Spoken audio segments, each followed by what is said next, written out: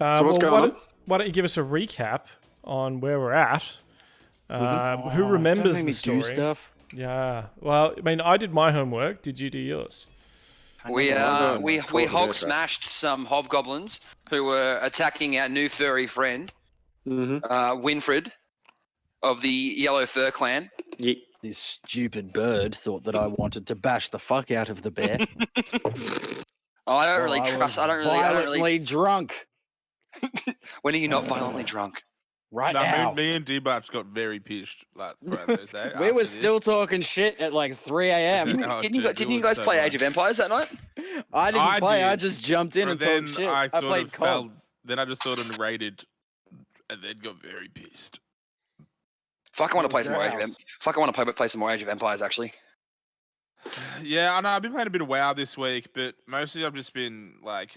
I'm sick of- hanging out for the fucking pre-patch to come out Yeah, for WoW. I know. I'm just trying to like. When's that not out? burn myself This week? Next week. Next week, Tuesday, I yeah. think. Ugh, Iggy, no, fuck off. I'm just getting all my shit done before pre-patch.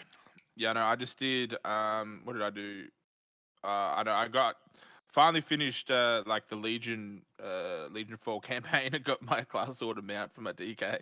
I need I'd to been go putting and do off that for on too my long. druid. And then I also went and got the Blood Elf Heritage Armor. Oh, How yeah. good's the Heritage Armor actually? Oh yeah, because I really needed the cape to match together with my transmog set that I'm currently rocking. Right. It was a The, blend the of three cape's really different cool. kits. Yeah, I'm like, better go do that. But the actual quest line was fucking amazing. Well, I'm gonna guess they stopped running the Heritage Armor after this expansion anyway. Yeah, that's I'm, what I was sort of like. I'm Nah, assuming. They'll keep the heritage armor, but they'll just make it. They'll keep it in. They're not going to get rid of it because Well, they're they making won't get rid of heritage it. armors for everyone. So it's I'm just always- curious how you'll get it. That's all. It'll be the same way, I reckon.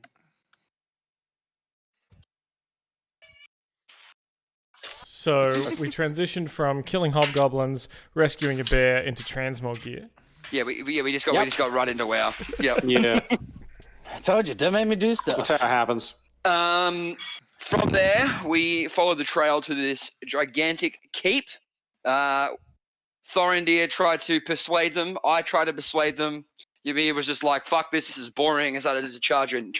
No, I didn't go to it's- charge What are you in. talking about? I just said I challenged the lords of the castle to a one-on-one duel. Yeah, and I was going to solidify the one-on-one duel. That's I wasn't doing anything else. But my one-on-one duel was definitely going to be something hilarious that's going to happen shortly. So you outside this castle, and it consists of 7 crumbling towers of different size and heights. The upper stories are all in varying states of collapse. A short flight of stairs leads up to a terrace in front of the main entryway, which you kind of see in this description, or you can see in this picture behind you. Let me just adjust a little bit there. There we go.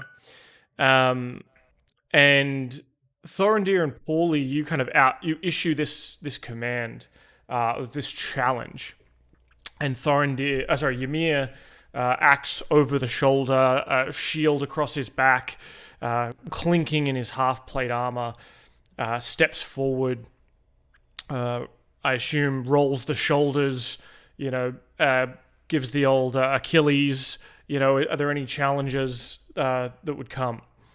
And you hear sort of a rhythmic thump, thump, thump, thump. And you hear kind of a chanting. King Gro, King Gro, King Gro, King Gro, King Gro, King Gro, King Gro, King Gro. Excuse me, need to hydrate.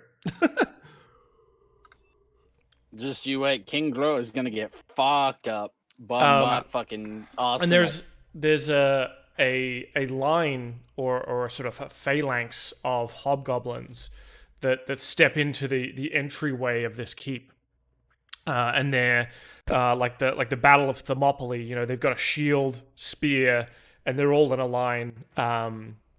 holding the line, as it were. They part like a well-oiled machine, and walking through, standing at a good solid 7'3", is another third creature, much more slim and lithe than old Winfred. But this one is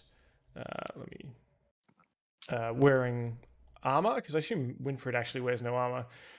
This one is wearing sort of leather armor, has a shield across his back, but he has also a giant spiked club in two hands. And let's just go back to the castle background. I just had to look up something. So coming out they sort of part, and he steps forward. He's sitting sort of on the top of the steps, imposingly looking down at Ymir and the rest of you, who are sort of down a level slightly. And he calls out, "What is your business here? Who steps into King Groll's domain?" I just tap Thorendir on the shoulder and just be like, "I was right. There are no goblins here." Well, yes, I can surely see that now, Winfred. But I say thou there, beastly of a man or humanoid creature of the forest of this beautiful shithole of a crumbling castle outside, do you accept a duel with one of my companions over the ownership of this establishment? Bring it, bitch. He spits on the ground and says, sort of in pretty good common, interestingly enough, for a bugbear. Most hobgoblins I think you've met haven't really bothered. He says, "We already have the castle, and you are outnumbered. This is not a fair wager." Oh, I see. If you're afraid to lose, then we'll go on our own way. Pauly looks up at a noise, knowing that what he just said was quite insulting in bird. Yes. Good. Ymir is just rummaging through his arsenal of objects that he has collected over the last little while. And just, no, can't throw that. Can't throw that. Can't throw that. While Ymir's doing this, looking through his giant backpack, the bugbear sort of half turns to the assembled phalanx, and seems to communicate with them in Goblinoid, in Goblin, and he says, "I have a disciplined fighting unit under my command. If you want one-on-one Makgoraz and battles to the death for find some sort of orc to deal with, we are a civilized society." But Ymir turns around and says, "Suck my unit." he says, "But if you want to fight your champion versus mine, I'm willing to oblige, but we're not. I'm in. We're not putting up the castle as collateral, because I don't see a castle behind you that would be of equal trade." I'm in. I have a broken pot. Well, you have to remember, you're not the champion yet. You've only just joined. Well, now I'd say one thing to you there. What would you want in turn for this castle? He says, "Well, you can try and take it by force, if you like, if you really have a death wish. But not really. It's kind of a shithole. But I guess if you want to give up the castle, then the contents inside.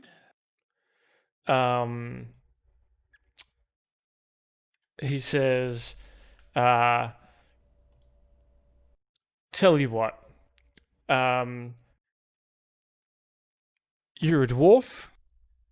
He turns to Ymir this time, and says, you have a dwarf, we have a dwarf. How about we fight? Winner gets to keep the dwarves. Do they have a dwarf? You have I would dwarf? never bargain for a dwarf's life.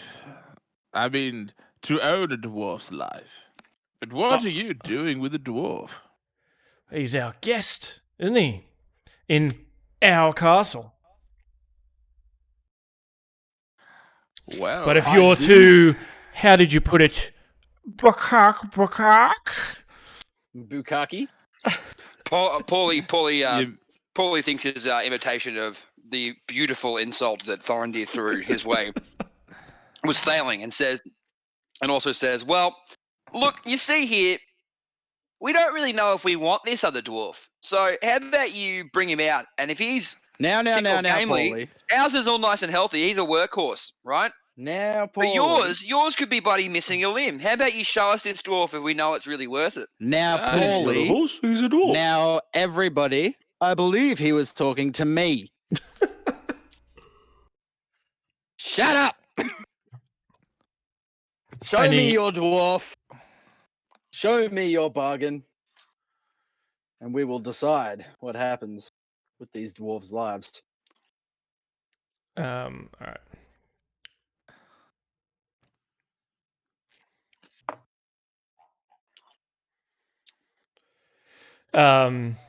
King Groll turns around and issues some kind of command, and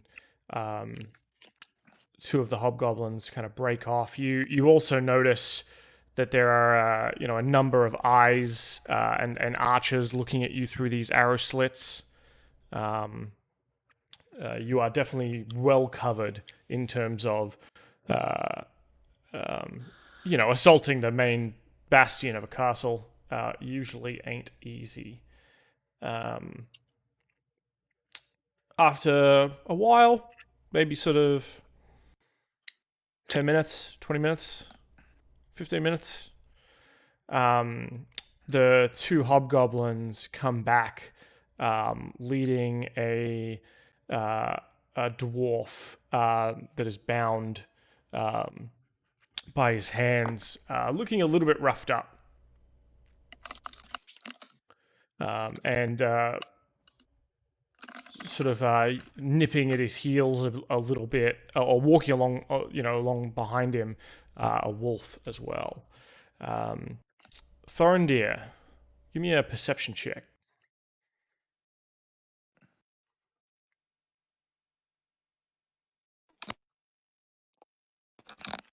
Aaron, Knuckle. Yeah, road. It's hard to make out in this gloom. You think it could be Gundren?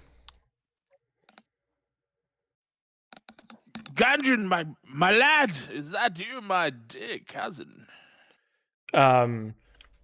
He sort of goes to talk, and then is smacked by one of the hobgoblins into silence.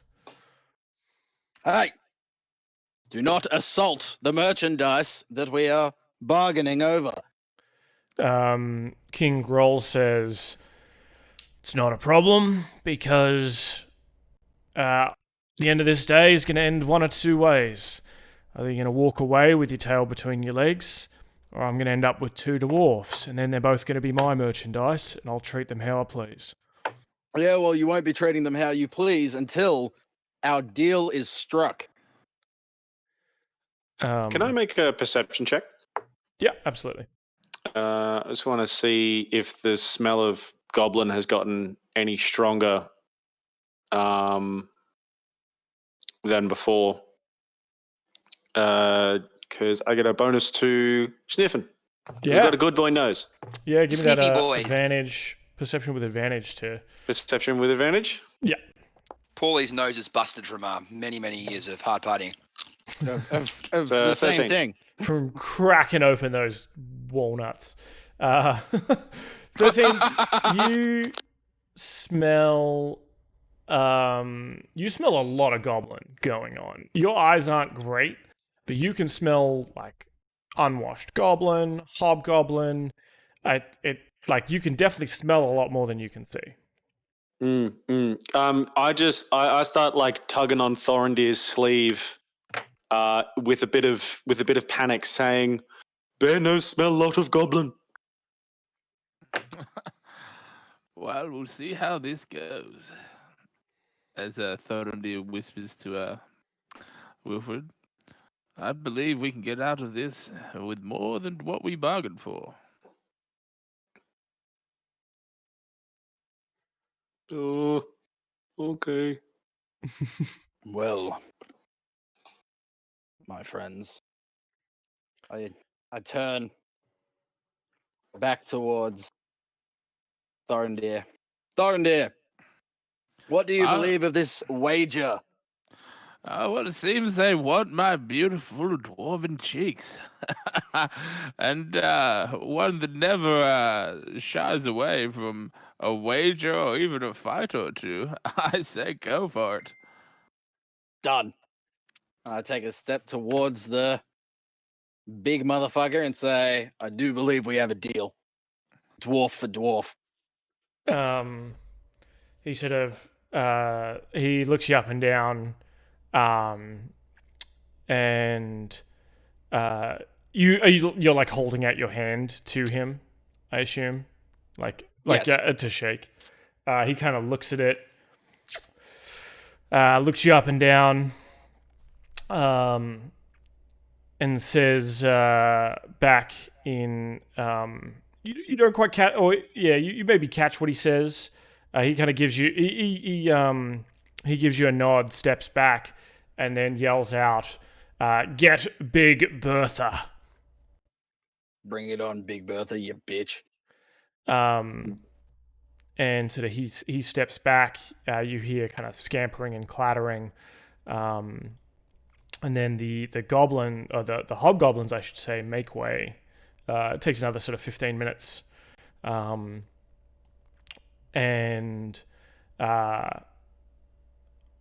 Winfred, you probably smell it before anyone else.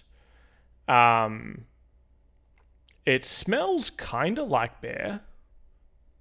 I mean, the main captain guy, or the king Groll, obviously was a bugbear. He has a bit of that sort of furry kind of smell about him. But your little bear ears, flick at the sound of. Ooh. Pauly, you might recognize part of that dialect as well. It sounds like a mangled version of owl. Really? Actually, got a thing. Would it be safe to say that pretty much all of the villains in this castle are on the bottom floor? That would be a safe assumption because most of the top floor looks like it's been collapsed. Can I go stealth and then can I go like just kind of back away a bit and then try fly up to the very top of the castle?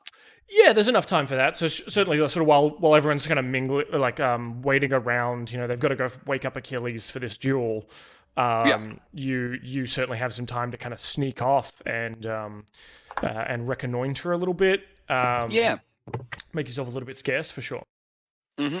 Because I want to definitely go on up to the top floor and then go stealth and try sneak around and try find some loot while everyone's distracted. Mm-hmm. Do you want me to roll anything for that? Yeah. Give me that sweet. That sounds like a bad idea. Stealth. No bad. Jesus. That still sounds like a very bad idea. So to describe this to me, it's sort of 7 p.m, so it is getting somewhat dusky. Let's transition us into nighttime. Ooh. Essentially, while they're all kind of humming and hawing, and Ymir is taking their attention with his getting prepared for the fight, Pauly just kind of sneaks off, hides behind good old Winfred over here. One second, I've just got to fuck another radio thing. Good old Winfred over here, and then sidesteps past off the Thorendir, and then sidesteps a bit more, gets to around this point here, then decides to fly up. Oh, actually, probably a bit further, and fly up to the top of this castle. Absolutely. So you kind of are able to land in a little bit higher in one of these rooms here.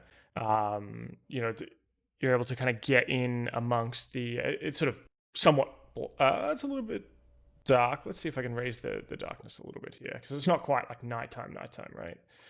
There we go. It's a good kind of level. Although it's kind of hard. It is somewhat hard to see, right? Because you're. Yeah, I can't see anything. Yeah. Let's give you some light there. Legit can't even see with him. Yeah, so you make your way in this room a little bit, and can you find a couple of beds. You think there's certainly sort of other places that you could spy around in, or you think that there's a sort of a door here. You are still in that kind of front room where a lot of the Am I above the floor, above the ground floor? I think you've kind of come in through the wall. Through the wall here. Yeah. Right. Okay. Okay. Well, definitely, I'll go through that door because I am stealthed. Yeah. Either that, or obviously there's other options if you want to do a fly around. I'm guessing I can look. Yeah, maybe I will actually. Probably not the first one's the best bet. I might go to the back of the castle. You never go for the first entrance. No, I can't actually go through all that, sadly. 1 second, let's try now. There we go. A bit further, maybe. So it is kind of quite dark and shadowed back here. Let me see if I can fix some of that with a bit of light. Okay.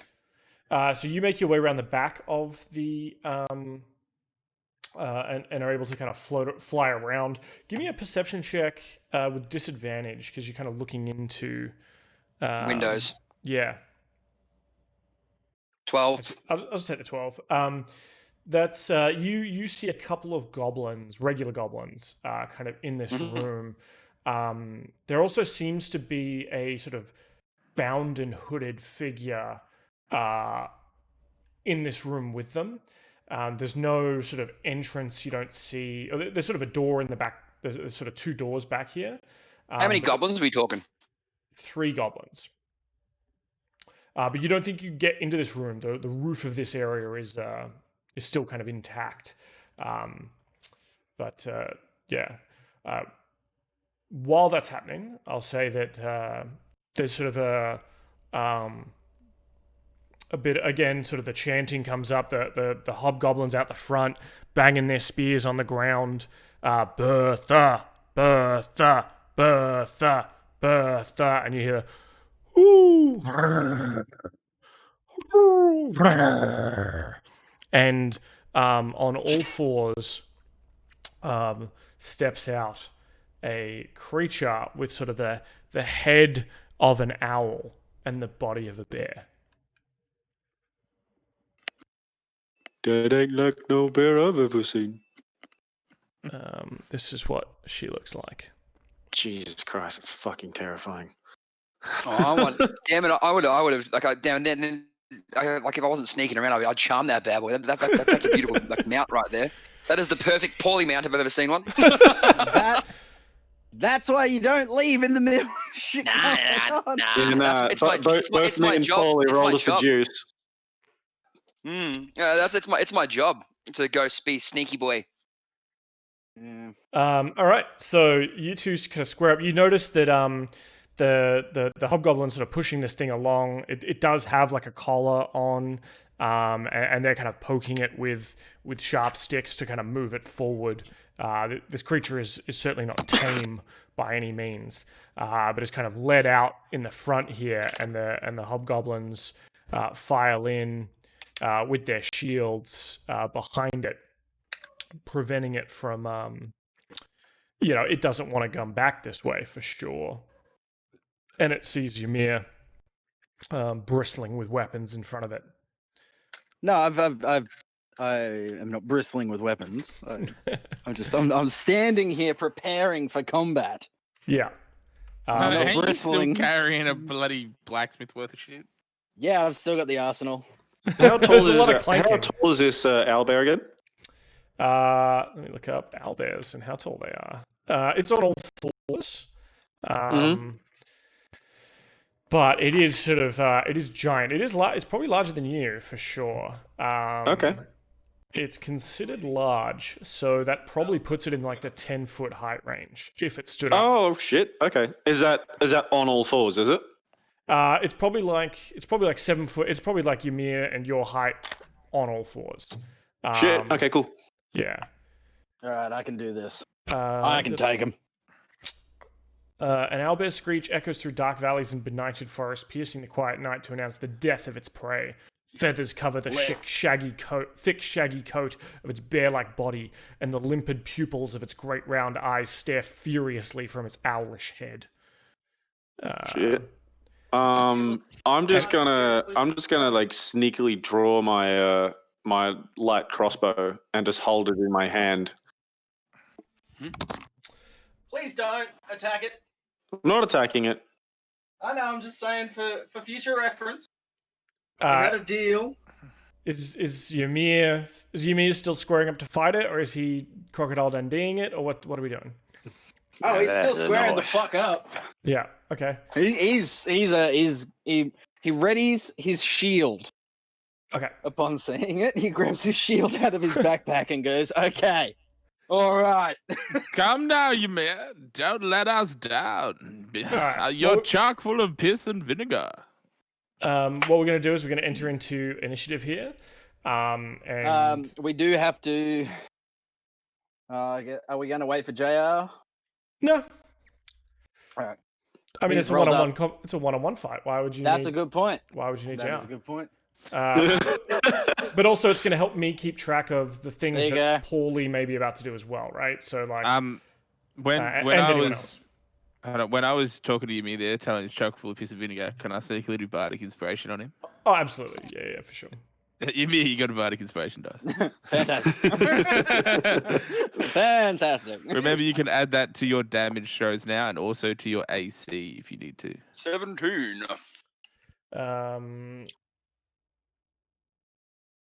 Fuck my 17. initiative is good. What do we get? Ymir 21. Yep. Uh, Thorendir. Owlbear. Give me an initiative for Thorendir and Winfred as well. I'm rolling. Yep, cool. Initiative. Where the fuck's my initiative? If you open up the combat tracker up in the top right, Oh, there should be yeah, a, that's right. a dice next to your name. Yep. Gotcha. That dice is just for you, Mo dude. 15. It's your special little dice. Yeet. Okay, so Ymir, you're sort of first to act here. You ready for this? You've been squaring up. You've got the so you've got the shield in one hand. What do you have in the other? A hand axe. Hand axe, cool. It looking agitated, and kind of pissed off at its treatment here. Sees you in front of it, kind of blocking its way, and like a cornered animal, it and pulls out its claws, ready to fucking strip flesh. Would I? Hey How guys, would sorry, you- I Oh, don't think I'm hold gonna make it tonight. I just realised I got heaps of shit I have to do, and yeah, All good, All good, brother. buddy. yeah. All No right, dramas. cool. We miss you. Thanks. Yeah, miss yous too. Love. Well, Bye. Bye. And Tally wraps up into a travel case. Sees this owlbear and goes, "Nope, never mind. not on your life."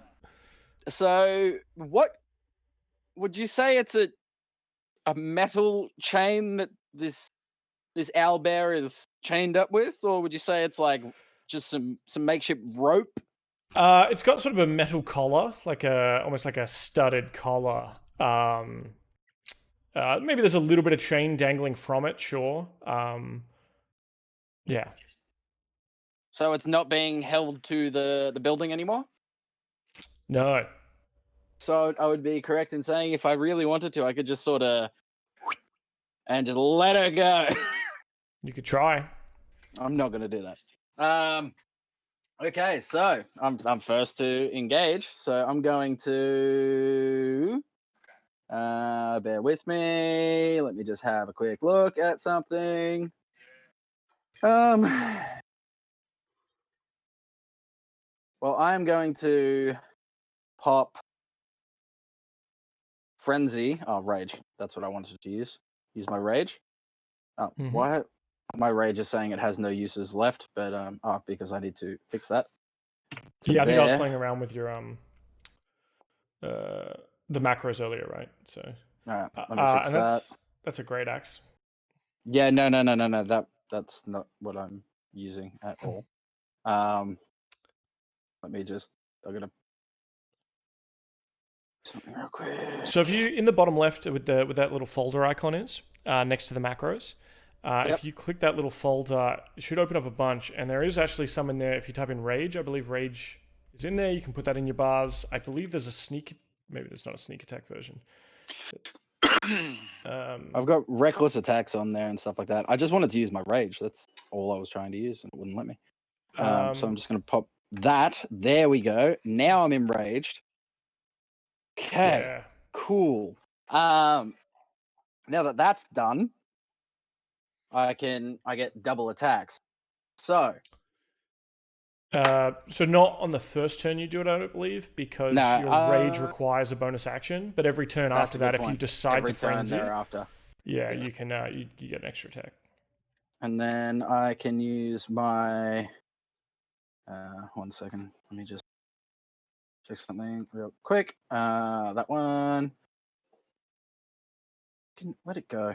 There.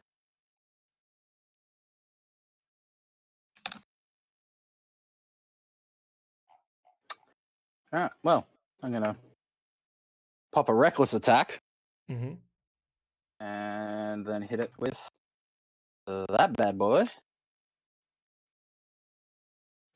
So that's cool. So the reckless attack means you roll with advantage. So if you want to roll again, just in case you get the crit. Looks close. And then I also get the bardic inspiration. You already if you want to use it. Oh, unless you want to use it to add to the damage. How am I looking on that AC? You hit. So it says it definitely says you hit. This thing does not look as well armored as you are, but it obviously that's a good point. All right, so yeah, so now I would like to add to the damage. So how do I do that now? D6 dice. So roll a D6. 1d6. Roll 1d6. I'm coming out of the gate. Still 10. Coming out of the gate, swinging, so 10 damage all up as you slash in with this hand axe, keeping the shield up, of course, ready for the counterattacks. Does that raise your armor class to 20, by the way? 19. Oh, 19. Okay, yeah. So it's 18 without the shield. No, shield's 2 AC. It's 17 without. Cool. All right, sweet. Yes. Cool. The owl bear is super not happy about that. There's sort of owl. And as it kind of rears up, ready to strip flesh with that pristine beak. But it's Thorendir first, if you want to do anything. Oh, just 1 second. As the owl bear rears up, Ymir lets out a slight meep. No.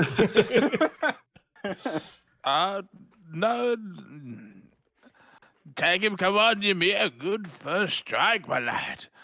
Keep that shield arm up. And yeah, in my turn. Cool.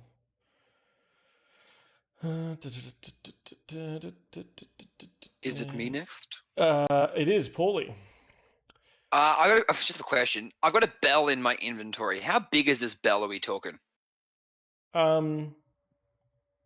big why would Pauly be carrying? I don't not believe you'd be carrying a bell, but like I assume it's sort of, maybe it's kind of I'm thinking a kind of bell, like a hear ye kind of bell. But like, if you want that's what I was moving for. I was thinking because like cows. Yeah. The plan was to this bush right next to me here, attach it with some string to that bush.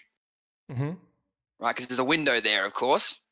So that's an arrow then- slit. It'd be very narrow to try and get in through. But they can still hear through it, right? Yeah, absolutely. Okay. I'm gonna sneak up to around here, Mm-hmm. and then I'm gonna throw a rock at that bell. Sure. You're not doing bell attached with rope? You're throwing rocks at a bell. I'm throwing. So basically, yeah. So I've attached it. I've attached the bell to a tree. Mm-hmm. I've got some string, so I'll just attach it with some string. And Yeah. I'm gonna throw a rock at the bell to make some noise to hopefully distract and bring out some of those goblins that are in that room. Sure. Because I'm guessing this is a door just here, right? That was a door, as far as I can tell. So it looks like a here? lot of collapsed stonework, but give me a perception check.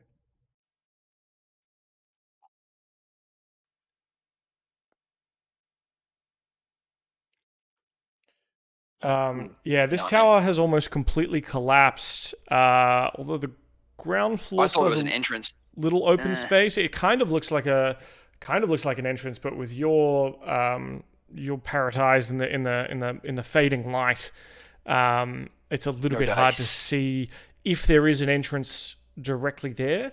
You think floating around a little bit, you might be able to make your way in, over the top somehow and through one of the holes, for sure. Oh, I still want to throw a rock at the bell to kind of just distract them. Yeah, Do I roll for anything for that? No, I think that's okay because I'm kind of imagining that you actually give me an attack roll. Give me like a ranged attack roll to see how accurate you are. Just with my bow, I guess. Like you were doing a bow, yeah. It'd be essentially the equivalent of a bow shot. It slams into the rock, kind of goes into the branches, and the bell kind of shakes a little bit, and you kind of hear one of the goblins make his way up to the arrow slit and is kind of looking out. You can maybe just make from the angle there that he's sort of sticking his head out a little bit, kind of trying to hear what's happening with that bell. But it's not a great kind of it's not a lot of noise, and it's not like you didn't hit it very solidly to have a continuing kind of bell going. It's more of it belled for a little bit and then stopped, and he's kind of curious but not quite there yet. Okay, I'm imagining like a little ping. Yeah, there's like a ping, and this goblin's kind of like, oh, did you hear that? Must have been nothing. And that's going to be your turn, I'm afraid. Winfred. I've got my light crossbow drawn. Is Ymir in the way of the owlbear? We are doing let him play his character. I know. I'm just saying, as in terms of the group, we did agree to a 1-to-1 battle. Absolutely, but it's not your turn, so just let him do what he wants to do. I'm just saying, as a fucking group. And once again, it's his before turn. you act like a fucking rude cunt, I'm just saying, as a group, you're being rude by interrupting his turn. That's fine. No. You don't know what he's going to do. We don't know what he's going to do. Absolutely correct. Just let him have his turn. I want to hear what is so. The player certainly knows what is happening as a group, but we all know Winfred. Yeah. Winfred can be a bit of a is Winfred. What's Winfred's mood like seeing this giant owlbear? A little bit intimidated, actually, because it's slightly bigger than he is. But at the same time, Winfred follows clan law, so he won't interrupt a fair fight. Otherwise, he'd be exiled.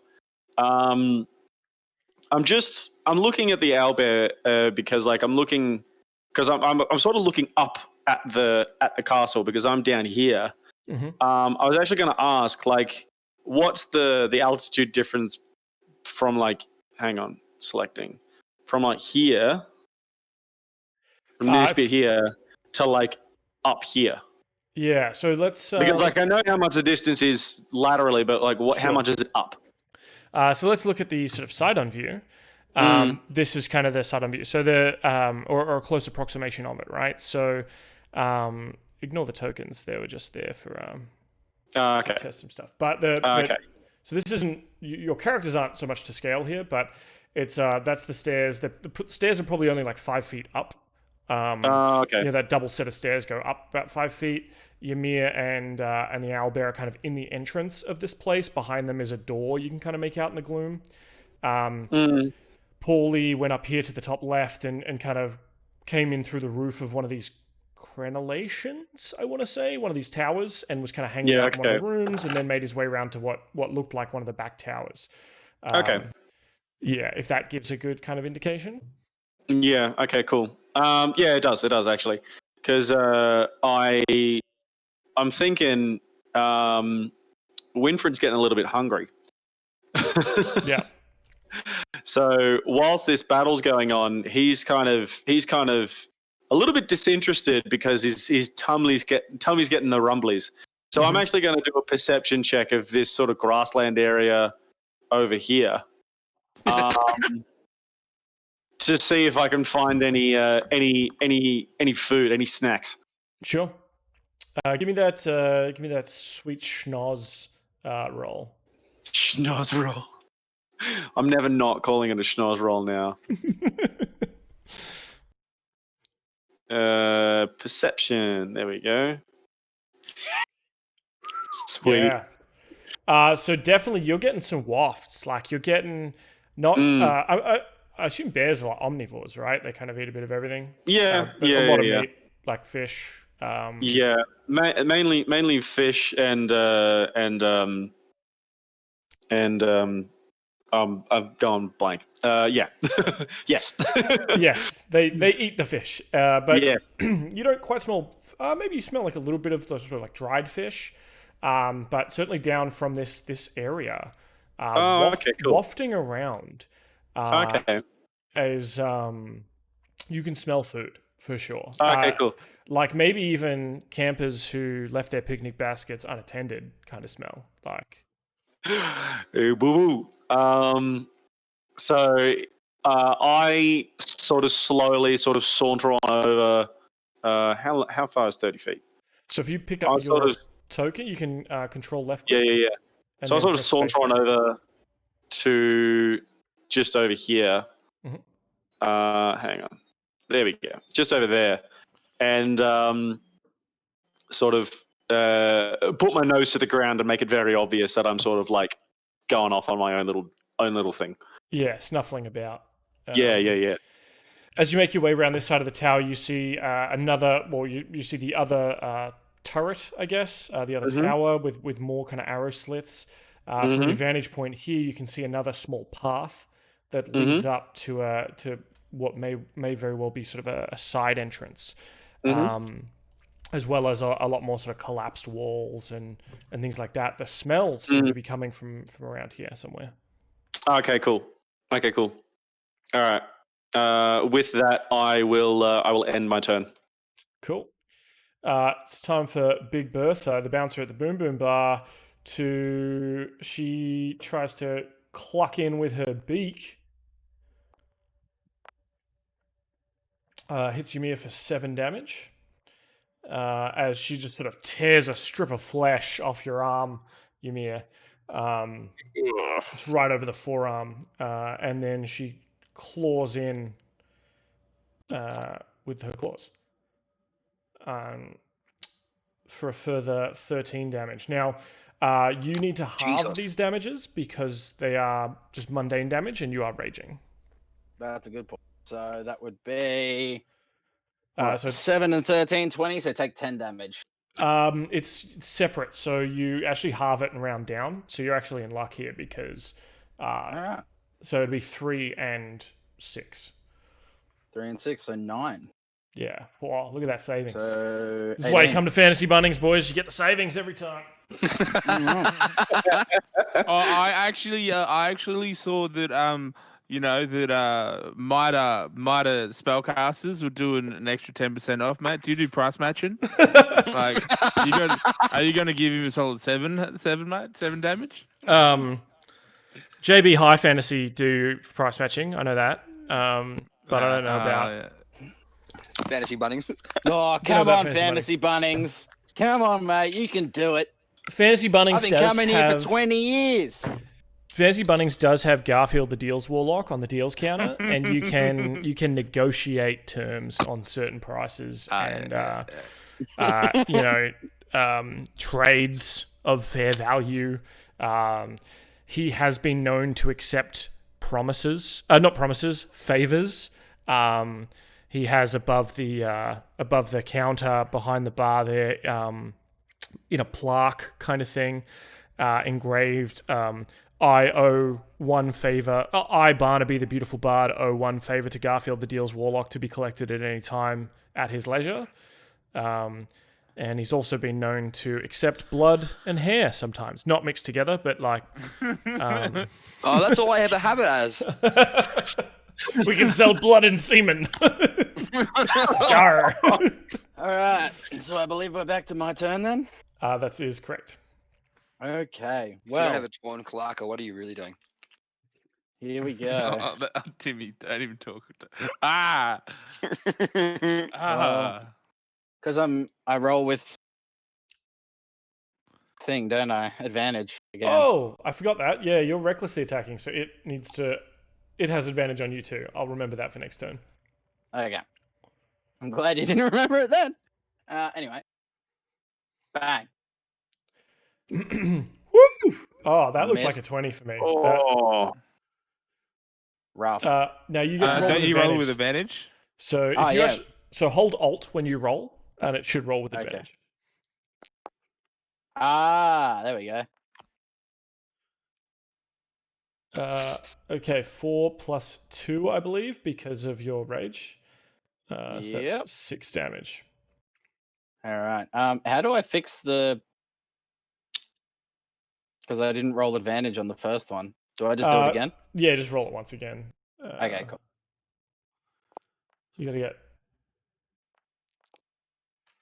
Yep, that one hits. So that's another 6 damage. Another 6, 12 damage. As you're sort of slicing into this owlbear, given as good as you're getting, feathers go flying. Pauly from the other side of the keep, you hear this. Pauly gets a little bit turned on. This just in, Pauly's a sadist. Thorendir. Thorendir's going to try and do something sneaky here.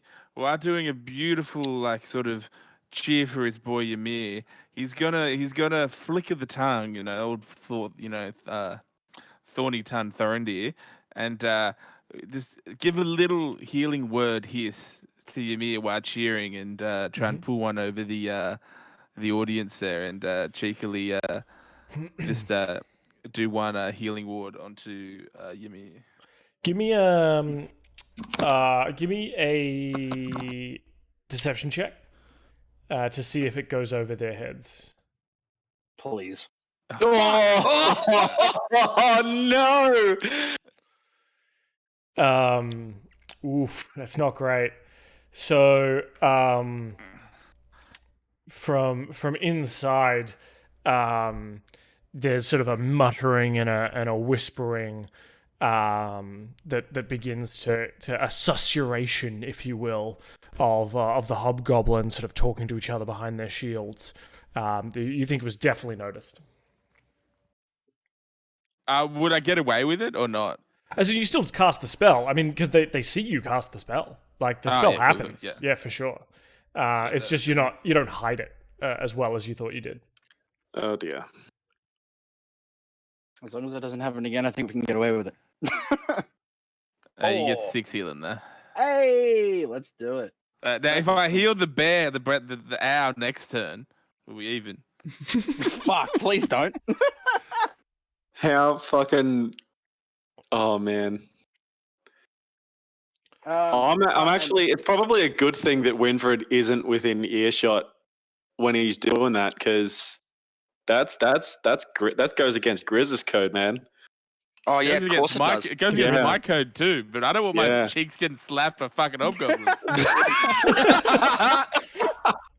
And Dan, so the reckless attack's only for 1 turn. So if you want to use rolling advantage against me for the next turn because it didn't happen last turn, that's fine. No, but you recklessly attacked this turn as well. So it all attacks against you until your turn at advantage. No, my reckless attack, I choose to make a reckless attack.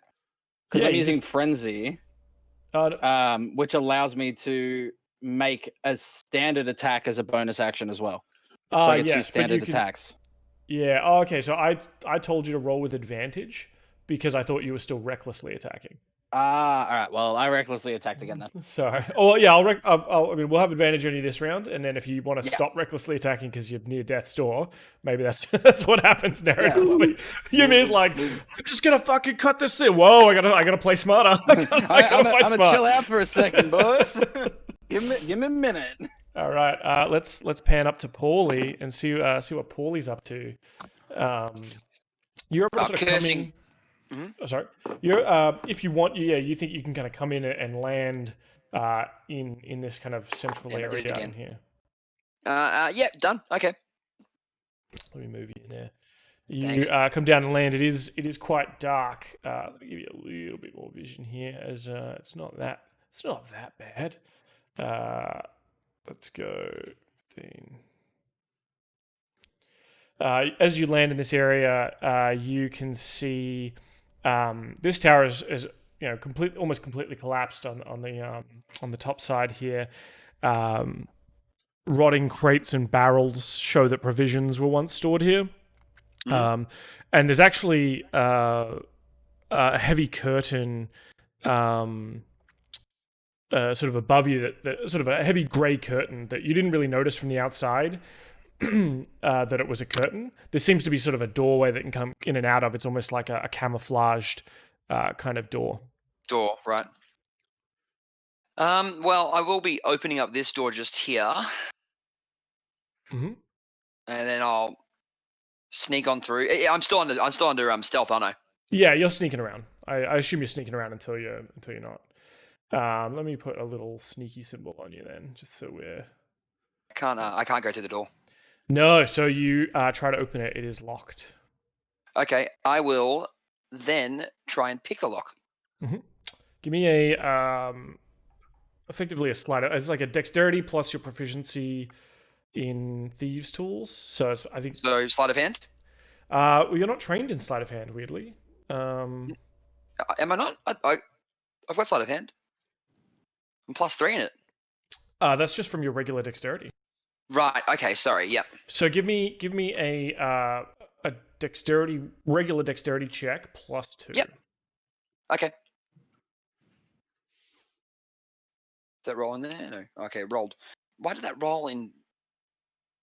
1 second. Oh, do you have rolling enabled in D&D Beyond, and it just rolls on the screen? Yeah. 1 second. Okay. It didn't.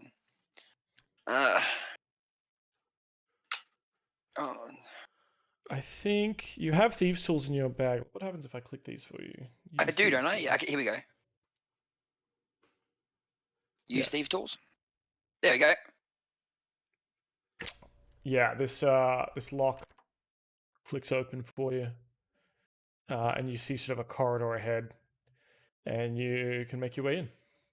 I'm just gonna. Sorry. Mm-hmm. I'm just gonna go to here, to this little corner right here, and then just kind of hide in the corner. Yep. In that corner, you notice obviously a door ahead of you. Below you is kind of a funky smell, almost like a teenager's bedroom. And obviously, I think you can maybe. Oh no, maybe you can't. There's if you poke your head out, I'll just let you poke your head out and back. It doesn't reveal it. There's meant to be light there.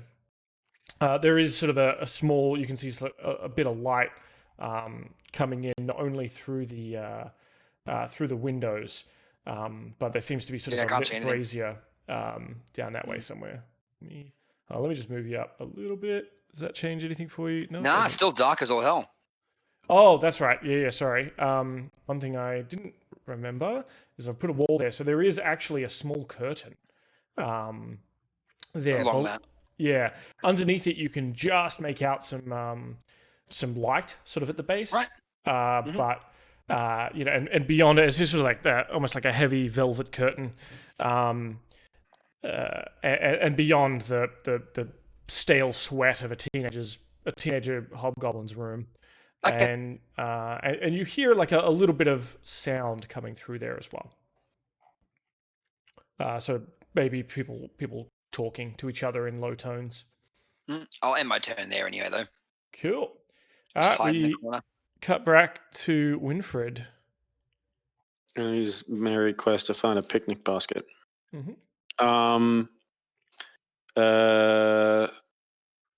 Winfred's ears sort of flick back at the sound of the owlbear and Ymir sort of clashing, but it doesn't really faze him all that much. I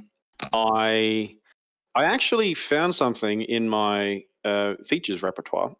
Mm-hmm. Danger sense. You gain an uncanny sense of when things nearby aren't as they should be, giving you an edge when you dodge away from danger. I was just wondering if I can loop that in with a perception check to see if I can sense any danger nearby. Or is that only for dodging traps and stuff? Yeah, it's mostly for like immediate danger, I think. Okay.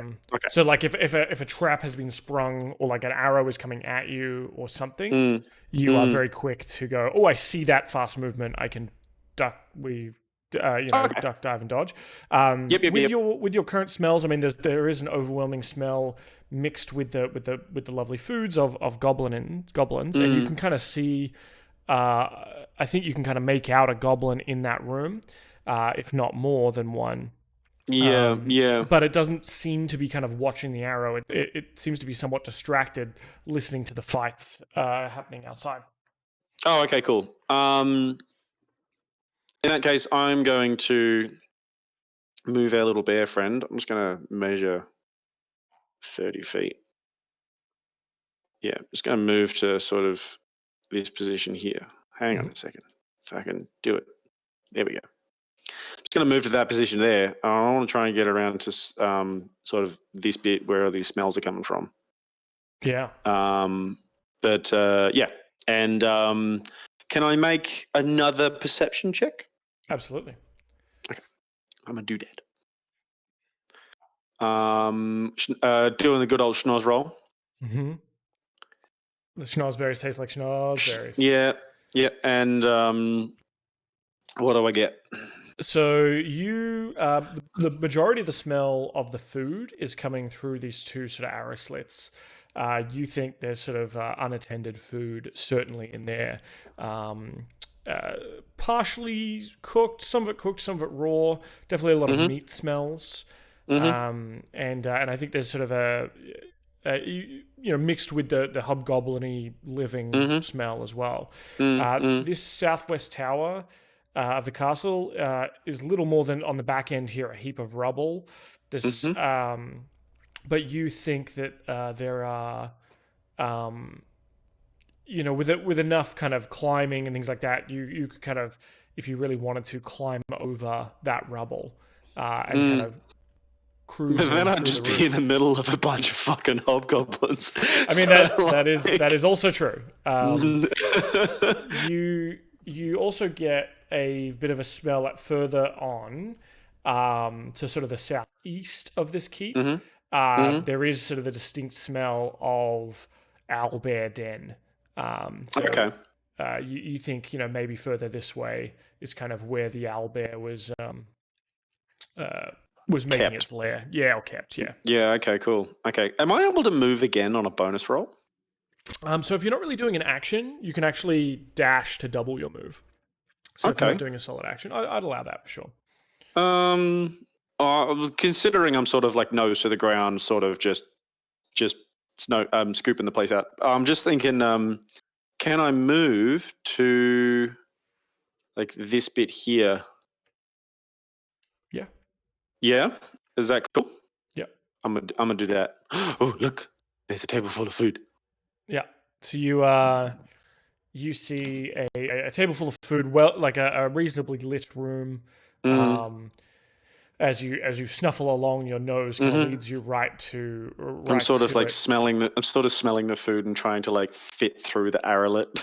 Yeah, but it's just the nose, just that black nose, like going through. And then like when you do that though, you can't see through, so you have to like pull your head out, look again, and then like put your head in and, like a dog trying to get through, get from under the table. You smell maybe even maybe there's some I don't know how much I want to push you here. Maybe there's some honeyed meats, like a honeyed ham that's been carved up. I'm just salivating right now. Yeah, good.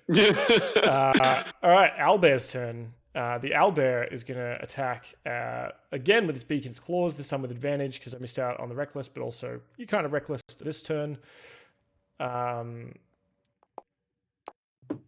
As it slices into you with that beak for 14 piercing damage, just taking a big hunk out of your boot, and you almost lose a toe. Ymir, as you kind of get, you've got the shield up, but it's able to kind of get in there with the bite. The claws come in, raking at sort of the sides of your head, but the claws sort of rake across your shield as you're able to get that up well in time to avoid the claws. But the beak does get you, so that's 14. You get to reduce that down to 7. Okay. Be 17 HP total. All right. Well, it's your turn. Oof. You're both looking probably about as beat up as each other, by the way, in terms of how healthy and sturdy you're kind of looking. All right. Well, it's almost like you're kindred.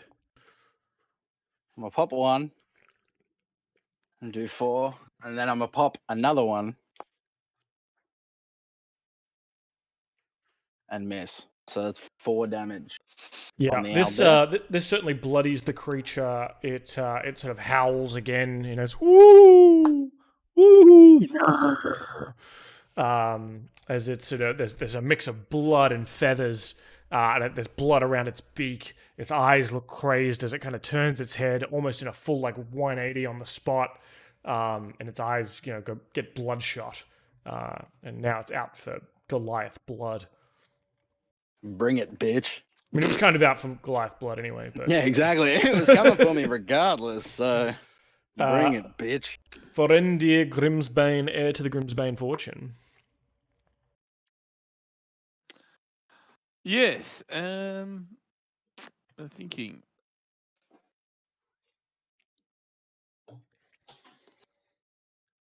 Is someone rolling a whole bunch of dice, or was my game fucking up?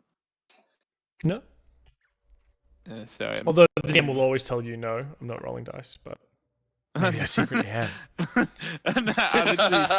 literally have like, I got to reload. I literally have like 20 dice rolling around on my screen right now. I can't see anything. So. Well, they haven't gotten away. No, they're literally constantly rolling, and I'm hearing ting, ting, ting, ting, ting, ting, ting, ting, ting of dice rolling everywhere.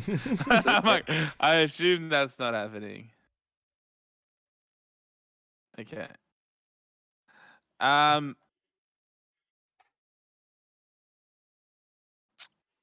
As Thorendir did get caught, this whispering a good word to his boy Ymir, he's gonna maybe keep his mouth shut this turn and see what happens.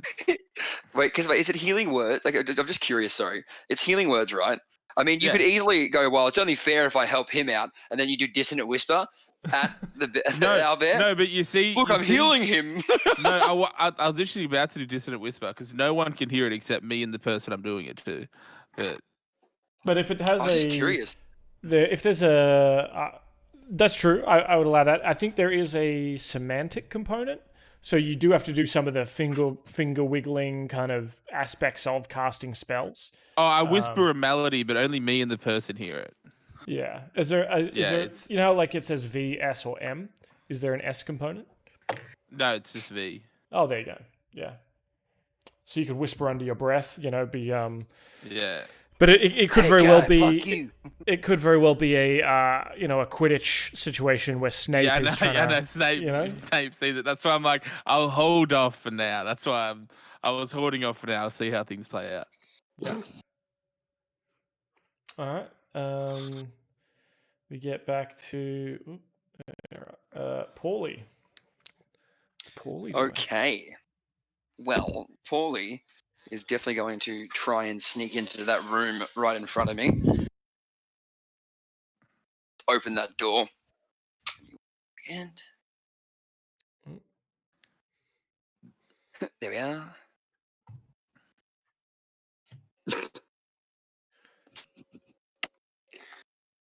Does the door open my way or their way? Probably opens your way. I think his doors open. Oh no, doors open into the bedroom. I don't know. Yeah, usually they would. Hey. They generally open into bedrooms. Yeah. Well, so mine you're able to at least open it, and remember, a 5-foot square is actually quite large. Yeah, true. So I think you're able to kind of open it quietly. There's one goblin over looking out the window. One goblin kind of just hanging out, sharpening a stake on the floor, eyeing off the hooded prisoner in here. And this other goblin is kind of poking faces at the figure on the ground, and has his back to you. Okay. I want to basically fucking assassinate that guy and then drag him through the door. So basically stab him with a rapier and then drag him through the door with the hopes that they don't see me do it. Assassin's Creed style? Yep. Yeah, okay. Yeah, good. So give me the attack with advantage, and then what I'm going to have you do is... You mean Aaraockra Creed? Aaraockra, yeah, exactly. Aaraockra Creed. Yes. So here's how I think this is going to play out. You're going to make the attack with advantage, because obviously you're coming from a hidden position. If you kill him in one blow, which is possible, with your sneak attack and everything, then I'm going to make you to do a stealth check with disadvantage to try and drag him through the door silently. So, because I think that's going to be, I think that's going to be quite tough, because it's a room with 2 other people in it. Yep. And if it beats their passive perceptions, I think you're going to be okay. Roll again with advantage. Remember? That's right. Thank God. What the fuck? Oh, it still hits though, doesn't it? No. 14? So 14. A 14 Are you serious? A 14 is not a... Oh, actually, yeah, because he doesn't have a shield up. It does hit. So you see he's got a small kind of buckler on his arm, but because he doesn't have it, so he's not sort of like ready and wearing it, his armor class is lower. You kind of are able to dive in with the rapier. One feathered hand goes around the mouth, the rapier slips in from behind, and you drag him out the room. Do you want me to roll for stealth? Yeah, roll the stealth with disadvantage. Oh, that's not great. Oh, okay. Yeah, that's not going to cut it. No, it's not great at all. No. You get the body out, but then there's these two goblins turn, and yell like, "What? Can I go inside and just close the door? Yeah. So rather, you realize that when you stab, it's not gonna work. Yeah, you come in and close the door. And I'm like, and the body of their friend falls to the floor. Yeah. Okay. And then I'm just gonna go. Well, none of us is leaving here until I get my boy out of here. Cool. They're just gonna roll initiative here. Yep. Cool. We go to Winfred. Winfred is sort of getting a little bit annoyed that he can't fit through the tiny gap, so he's looking around for an entrance. I am once again asking to roll perception, but this time I'm looking for an entrance into the kitchen. I don't think I don't think you necessarily need a perception check for this. I think you know that there's sort of crack or there's smells coming up through the roof over here, but you also see a sort of steps up and what looks like kind of a doorway over here. So I don't know if doors are considered entrances to Bearkin. I assume they have yurts. Honestly, I could be wrong. Yeah. Okay. Cool. I'm just going to go and have a quick look at the door. Mm-hmm. Am I able to? I can move a total of 30 feet, can't I? Correct. Okay. Cool. So I'm just gonna. I guess 15 feet. Okay. Cool. So I'm just gonna like have a quick gander at this door here. Mm-hmm. Is it locked? You give it a try. Yeah. Yes. So the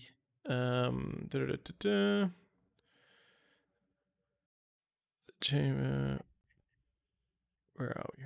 Post and gate. On the south side of the castle, overgrown path leads to a passage that climbs up into the wall. There's a large iron door standing here, sheltered from direct outside attack. Arrow slits 10 feet above the ground look into the path. That's these kind of arrow slits. So they're actually quite high up. But you get up on your hind legs and get the good sniffer in there.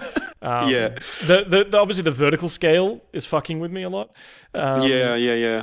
As you can imagine. But yeah, this sort of iron door is locked, you think. Okay. You think with a very strong kind of strength check, you might be able to batter it down, but it will be loud. It will be loud. Okay. Because I'm trying to be a sneaky bear. Am I able to do a schnoz roll on what the smell is like underneath the door to see if there's anybody inside? Yeah. Okay, I'm going to do that. There we go. 18. You think whilst there was more sort of goblins sent in the banquet room, directly behind this door, you don't smell anything for quite some distance. Okay. So there's good chances there's nobody in the banquet room, but I don't know if it connects to this turret here. Correct. So you think you can smell people in the banquet room, but not necessarily behind the door that you're schnozzing at. I'm gonna get Winfred's gonna get a little bit frustrated here because he can't get through the turret, he can't get through the door, and so he's gonna move back toward the rubble over here. Am I able to move, like dash over to this little bush here? Sure. Yeah. Yeah? Okay, cool. I'm going to just dash over to this little bush here and sort of like try to look over the rubble. How tall is the rubble that we're talking here? It's pretty tall, so it's probably like up that kind of 10 feet, 15 feet as well, right? But you think there's been enough collapse that you could navigate that if you needed to. Okay. I'm just going to have like a quick peek over the top of it, but like, yeah. Sure. Okay. With that, I end my turn. Because I realize I can't do another perception roll. Yeah, I'll let you peek over the top of this bad boy. Okay, cool. So I'm just going to roll another perception. Well, I'll just let you. I'll just get you there and kind of describe what you see. Sure. As you snuffle around looking for mushrooms or whatever it is. Whatever you're doing. So can you see that? Is that? Yeah. He's like right in front of me. So you've climbed up. You're a little bit higher than he is at the moment.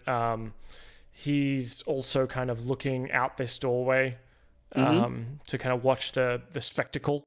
But yeah. Okay. And I think we'll end your turn there. Sure. Pauly, the goblins that you're in the room with.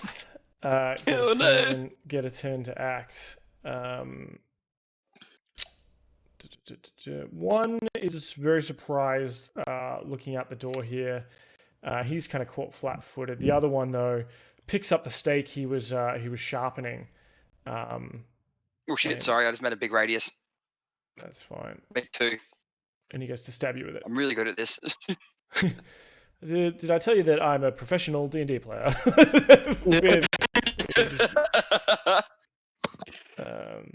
Put it on my resume, Mum. There we go.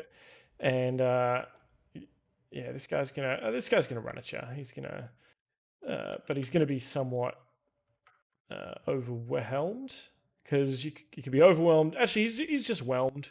He's not overwhelmed. He's not underwhelmed. He's got a punch dagger. It's kind of just a little whelmed. He's just a little bit whelmed. It's fucking Trent from Punchy. Yeah, so he runs up and he's kind of got like, I was gonna say like you've grown up in the streets, but not really. You've grown up on the beaches and the boats. He's got Docks are still bad. Yeah, he's got a little. It's almost like a brass knuckles, kind of like a knuckle duster, but there's like a small blade sticking out of the fist. Right. So it's a They little call that punch. one the stinger. It's a They ain't little allowed punch to use dagger. that no more. Oof. Oh. So he cuts into you with this thing for 6 damage, and you feel it kind of slice into your arm, and you begin sort of bleeding. And you're going to take a little bit of damage at the beginning of each of your turns, as he like it's a real like street fighting weapon, real backyard brawler kind of thing. So I'm just going to put a little bleeding thing on you. And obviously you're no longer stealthed. Cool. All right, owlbear time. It is no longer getting advantage attacking Ymir. Let's get the regular rolled. Stop me if you've heard it before. The old beak and the claws. It's 11 slashing damage into you, Ymir. Which sort of run into you. Your rage kind of lets you shrug off a lot of that. It still ain't nothing. Still 5 damage. That's it. How do you respond? Oh, well, I mean... I guess I respond in turn. With that, and then another that. Yes, boy. Yeah, good. 4 and 9. Yeah, buddy. 13. Yes, you cut into this bad boy. There we go. And then with in the frenzy of your rage, you're sort of hacking away here, shield up, blocking away its attacks, shoving it back against the shields of these hobgoblins. The hobgoblins are shoving it back into the fight, gladiator style, and it sort of howls and hoots as you strip feathers from it, getting nicks into its deep ruffles of its neck. All its feathers are kind of sticking out at angles, trying to make itself look even bigger. As we go to Thorendir.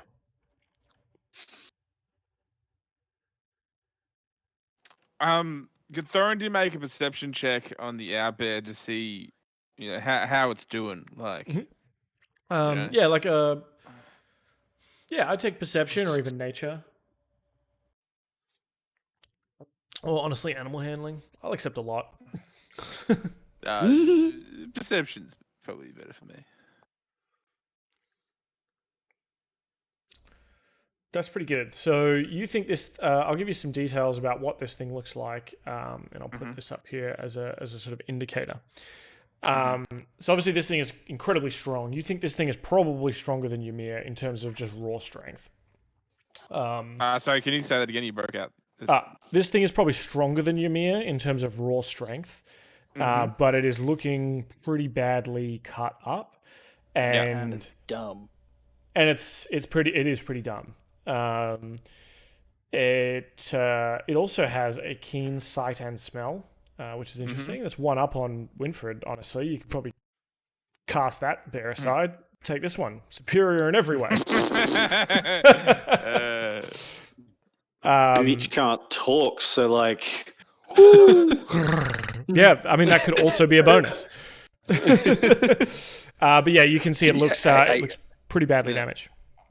Yeah, at the moment, Thorendir sees that his boy Ymir still has a chance, and he's definitely gonna then end his turn.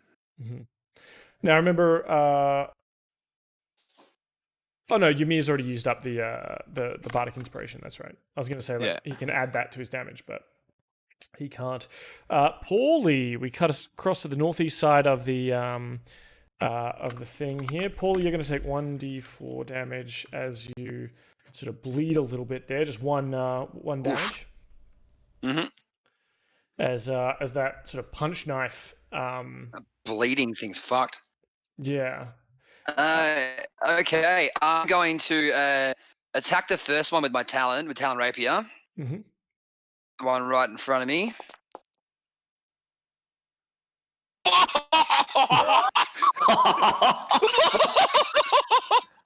Okay. Give me the caw, motherfucker. Can you describe that to me, please, Pauly? I think we broke Timmy. Damn it! I really can I change it to the other guy just because of how he hurt me? Yeah, of course. I do apologize. This is way better. So I want to look down at the stab wound from this punch thing, and go, still playing with those, I see, kitty. Well, now we're playing with these, and then I fucking stab him right through the eye. So you look down under your feathered arm where he got you right in between like the ribs under the armpit kind of thing, and you kind of heft the blade and deliver your line, and just shish kebab. He kind of jiggles a little bit like John Connor's foster parents, and collapses to the floor. And then I'll probably I'm gonna stab the other dude with a dagger. For my second bonus attack. Yeah. Because boom. So that one I'm just going to take the 4 damage because you don't get the sneak attack twice. In fact, theoretically, you wouldn't have got the sneak attack. However, plot twist. The figure with the sort of bag over his head, bound in the corner, helps you out by sort of slipping his foot out under that goblin just as you attack, and which is why you're able to deal that incredible sneak attack on the first one. He's sort of caught off guard. The second one, 4 damage, is enough to kill this particular goblin. This commemorative forest goblin. So describe to me directly after you've sort of stabbed the first goblin with the somewhat as he was somewhat distracted by the prisoner, and then basically, so as I've still got the other guy shish kebabbed, I see at the corner of my eye the other goblin starting to twitch and move. Still rapier in the thinger. I grab my dagger from under my coat and then fucking just like also stab him in the other eye. So I've got the 2 goblins stabbed in the eyes. Yeah. Like he's going to lunge at me, and I've basically just put the dagger out, and he's fallen onto the dagger. Excellent. Cool. All right, give me a Constitution saving throw as you try to, because you got no time to bleed. Why is it rolling those in that? It was 15. It was. Would you want me to roll it again though in here? No, that's fine. I believe 15 is enough. You're able to kind of staunch the bleeding. Okay. Yeah, I think D&D Beyond's got its own rolling thing that you may need to disable. Yeah, but everything else rolls in everything else rolls in Forge when I press it in D&D Beyond, except for the top ones. Interesting. Strange. What That's ones? Cool. So like strength, dexterity, constitution, intelligence. Are you clicking the? Yeah, no, it just buttons? like it doesn't. It doesn't works go. for me. Yeah. It didn't go up. Yeah. Yeah, That's right. Yeah, they work for me. It's all the same. Right. Winifred. Should I? Okay, can I unbound old mate, or just leave that until the next turn? That's probably gonna be your next turn. I think your full action was kind of a whirl of blades. Me stabbing guns. Winfred is gonna turn back actually, because as hungry as he is, he doesn't feel like getting into a tussle where he's not evenly matched. So what I'm gonna do is I'm gonna try and like get back to where Thorendir is with my action. Mm-hmm. So if how'd you do that? So if you have your token selected as per normal, like to move yourself, if you hold control and try and drag, it'll give you the the distance, and then you can Yeah. left click to get waypoints. Cool. And then once you've set all your waypoints, you can let go of control and press spacebar, and you will follow those waypoints if you don't interact with, if you don't hit walls Okay. and stuff. So if I dash, can I get back to like where these bushes are and sort of like hide Yes. behind them? Yeah, so your dash ends up giving you double movement. Oh, okay, cool. So I can effectively go back to Thorendir. Yeah. Oh, okay, cool. Back to your honey daddy. Pretty much. I'm just gonna go do that. That'll be my turn. Yeah. The attempted token movement collides with at least one wall. Oh, okay, I'll put you there. Oh, okay. Try it from there. Does that work then? Oh, fuck it. I'm just gonna put myself over here. There we go. Yeah. Yeah, and sort of give Thorendir a look whilst I'm like salivating at the mouth. I found food. And with that, I end my turn. Okay. All right, we're up to Big Bertha. First attack, she tries to get some of her own food out of Ymir's flesh. That's 12 piercing damage as the slices into you with its razor sharp beak, and then the claws come flying out. But again, you're able to get that shield up. You definitely think if you didn't have the shield up, that would have burst into your chest. So I'm going to use my Stone's Endurance on that first. 12 damage. Sure. Yep. So reduce damage by 1d12 plus 2. So now, roll. I would let you halve that first. So that's actually 6, right? So Yep.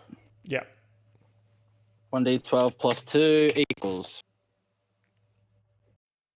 Cool. So you take no damage. What does that look like as Ymir kind of taps into that Goliath heritage? I imagine so what was the attack? It was a swipe beak. at me, I'm guessing. It was sort of the beak trying to come in and bite at your face, or bite into your chest, perhaps. Alright, so using my shield, I shield bash the owlbear in the face and knock it back, deflecting the blow. Excellent. And then throw a bing bong bang bong. And another bing bong bang bong. And do 13 damage. Good Christ. Right. It's not looking great, this old thing. Did that work? Yeah, it did.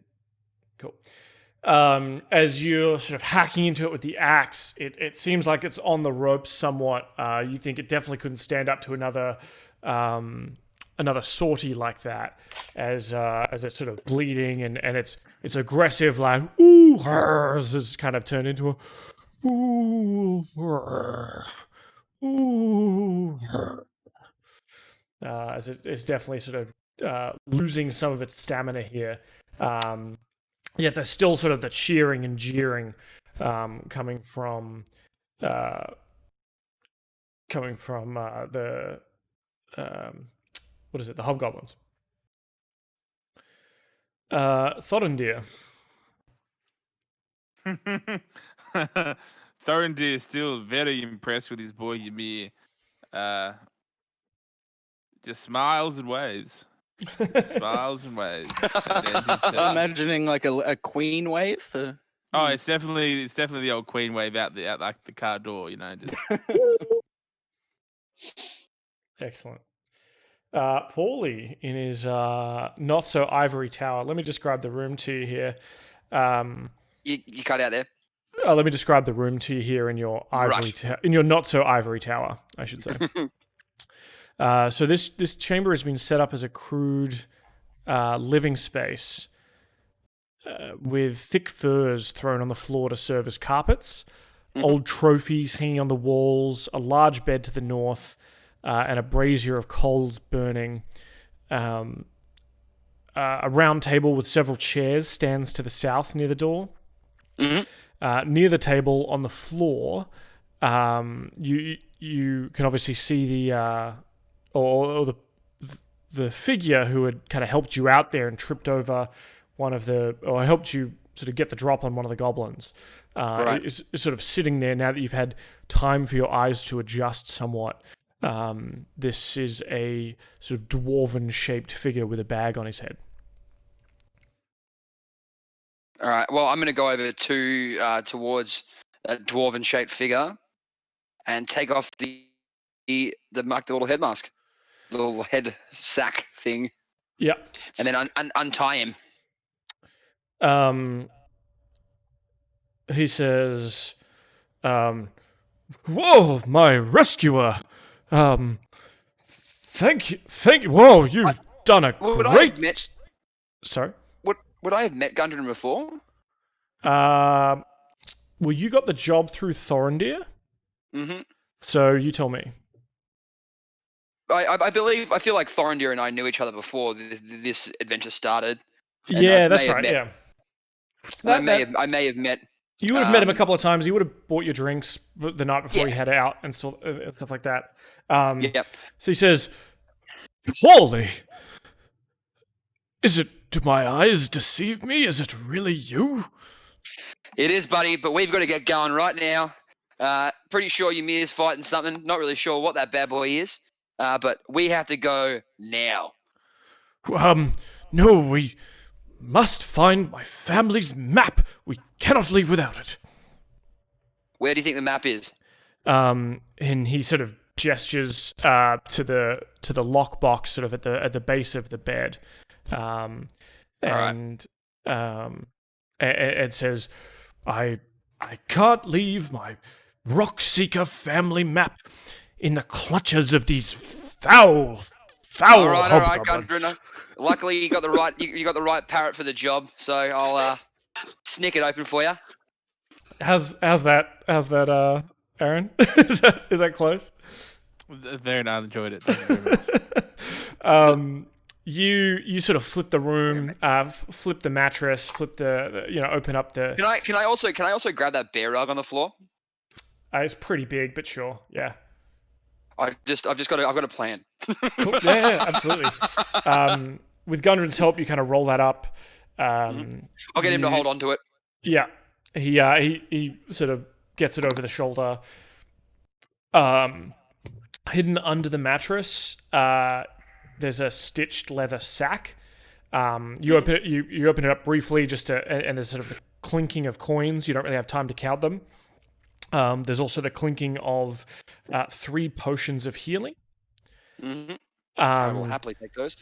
And I won't have to guzzle one down. Fine, yeah. I'll just put one there now. Mm-hmm. Yeah. And there's also a sort of a rolled up bit of parchment, but then when you sort of unfurl it, it's blank. And Gundren says, "That's the map. Grab it and let's go." All right, done. Let's grab it. Let's get out of here. And in a robotic voice. Let's get out of here. Yeah, and then I want to try sneak. I go, remember, guys, we have to be really, really quiet, and I'll go into stealth. Yep. All right, give me that tasty stealth roll. Ooh, 12. That's no. What are these guys at? 10, 9. Yeah. Okay. You start making your way out with Gundren kind of following you. We'll go back out the way we came. Yeah. Cool. How far do you get with just your movement? Probably. What, like here? Ooh. Probably here. Yeah. Yeah. Yeah. Perfect. Alrighty. Can I dash in stealth or no? I think because you've turned over the room. I've done a lot of stuff. I can't. Yeah, sorry. Of course, that makes sense. I apologize. Yep, totally. Cool. Winfred.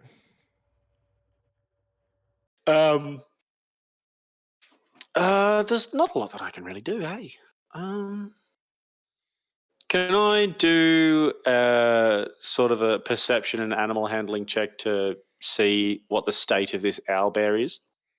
Absolutely. Yeah. Yeah, so that's just perception, is it? Either or, I'd be happy with. Okay, cool. Animal handling. There we go. Rolling normal. Yeah. Oh, actually, I'll give you advantage because it is half a bear. Oh, okay, cool. All right. I'll do a second one. Oh, Bazing. yeah.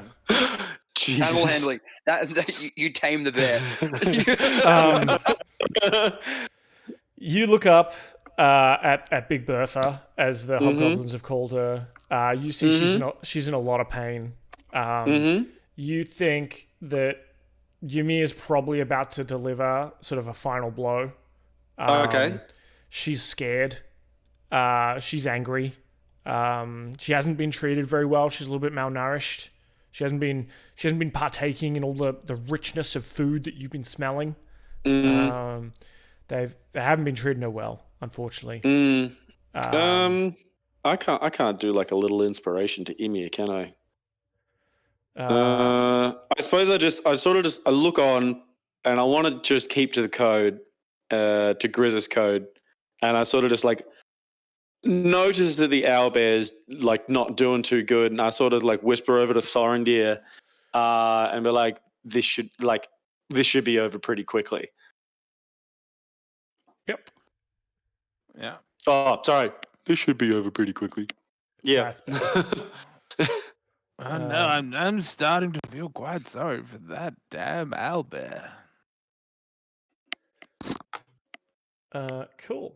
All right. The owlbear, in its sort of, in its fear and scaredness, obviously, Ymir blocking its path. It's stuck between a rock and a hard place.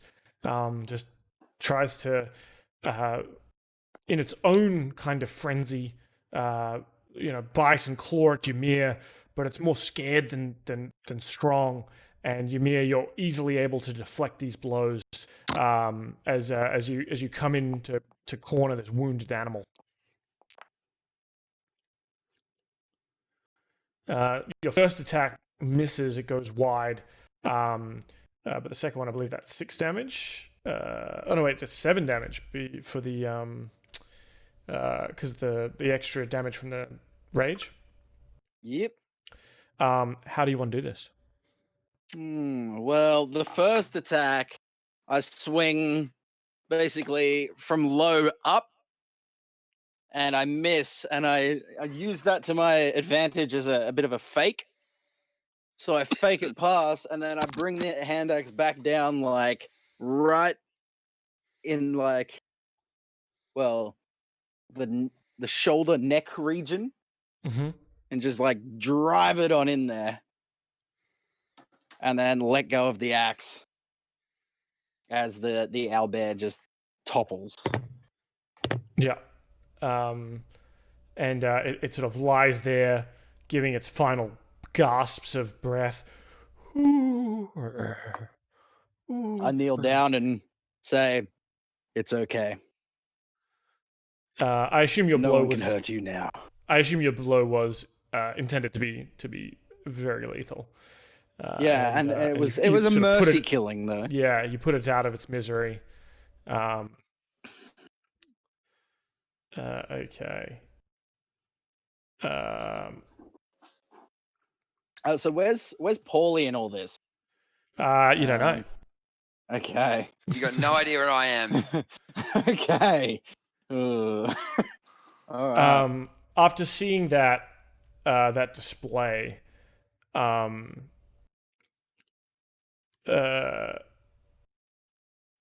me see what his initiative would be, I guess. What's King Groll doing? Yeah, okay, Thorendir.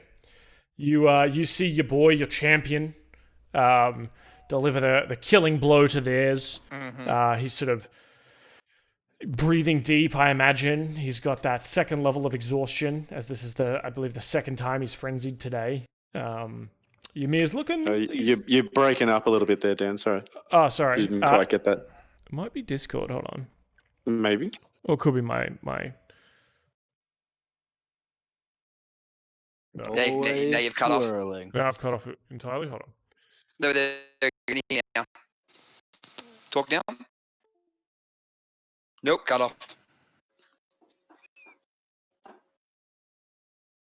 Uno momento, por favore. You killed my bear, and There we go. it killed my Discord connection, clearly. So as your champion, Thorendir, delivers the final blow to the owlbear, you have sort of a turn. You have a moment to act here if you would like. Well, it seems your champion fought bravely and was also dealt a swift kill. Now, I believe that a deal's a deal, and where is my fellow dwarf? The shield wall parts, and King Groll leads a dwarven figure out into the sort of light in front of the castle here, and you see that it is none other than Gundren Rockseeker. What? Well, And did... Oh, sorry, yeah, go ahead. Sorry, no, what? I was gonna say, What in the sweet Mary piss? Yeah. Well, none of us know this deception. No. Thorendir, sorry. I was gonna say, yeah, he sort of shoves Gundren forward, and looks up at Ymir, who's sort of, I assume, sort of standing there breathing like a bellows, and he says, "Take your dwarf and get out of my sight." And then he looks at Ymir and up and down. He says, If you ever want to do some merc work, you know where to find me. I'll keep that in mind. Good fight, big fella." And he sort of shoves Gundren, who kind of falls off the edge of the stairs here and kind of stumbles down onto the ground with like an oof. And King Groll sort of just steps over the owlbear corpse, not giving a fuck. Before Groll goes back into the keep, would I be able to just say, "I'll keep that in mind, mate," and I'd like extend a hand to like shake hands? Yeah, sure. He looks you up and down this time. I assume the hand axe is sort of in the belt. Oh, the hand now. axe is still in the... No, it's in the bear still. I left it in the bear. Yeah, Like... cool. Yeah, so he sort of like gives you the nod, and sort of as one soldier to another goes for the the forearm clasp kind of handshake. Yeah. That's what I imagined. Very good. Yeah. I was wondering if you're going to give him the old South Melbourne handshake where it's like you do that, but then you headbutt them. But no, I'm not gonna do that. I'm showing respect, and then as he leaves, I walk back over to the bear, the owlbear, and I retrieve my hand axe. As this is happening, we cut to Pauly in the castle, being very stealthy with his own Gundren Rockseeker. Yeah, I'm going to walk up to this point here with Gundren. Sorry, I made another little fucking thing there. And I'll be like, "Gundren, you still have that bear fur?" Why, yes, my feathered friend. All right, I got a plan. And then I start whispering conspiratively to him. We're going to wear the bear fur over us like we're like a Chinese dragon. Oh my god. All right? And then we're going to sneak out. Yeah. Cool. Hey, Timmy, can I just say, I knew exactly what you were doing the moment you picked up that rogue. I love this, and I'm going to give you inspiration for this as well. So that's a floating D20 that you can either give to an ally or just use for yourself at some point in the future to essentially grant yourself advantage. Okay, so I can do that whenever I want to. Yeah. So in D&D Beyond, there should be a button that it's like an inspiration kind of button. It's between speed and hit points. Oh yeah, got it. Yeah. Yeah. So that's how I reward you for thinking outside the box and coming up with dumb shit. Good. Excellent. So yeah, so we're gonna just pat around the castle. I can't get out. Oh yeah, because there's walls. Let me just trim those walls a little bit. So, this is no wall can hold Pauly. Yeah. That should work now. Yeah, cool. So then Gundren and I are going to pat our way across here. Still being a bit stealthy, but I mean we're a bear, so it's like we're kind of like snuffling around. Give me a stealth check with advantage. 21.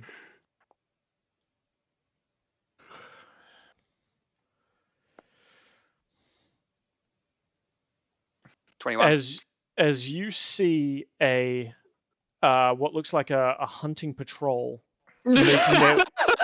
making their way back to the keep. Right. We're gonna keep going. Yeah. So they're gonna they see you snuffling around or like pretending to like drag Be a bear. Be a bear. Thank God I've been spending some time with Winfred. Yeah, they sort of pull up short and kind of look to ready their bows and things like that. They've got some hunting dogs with them, but they look pretty laden from a hunt already. Sorry to interrupt. I'm just going to go run and grab my Uber Eats. Sure. It looks like they're not keen to go toe to toe with a bear. Bears can be quite difficult to take down. So this bear looks very scary. Can I just say you didn't make him roll to go get his Uber Eats, mate? What if he failed? Oh. Hold on, let's roll 1d100. No, success, 88. That's extra lucky if he's getting Chinese. Actually, it's actually better than that's actually extra lucky. Yeah, we'll have to ask him. If he's got dumplings, it's out of control. Cool.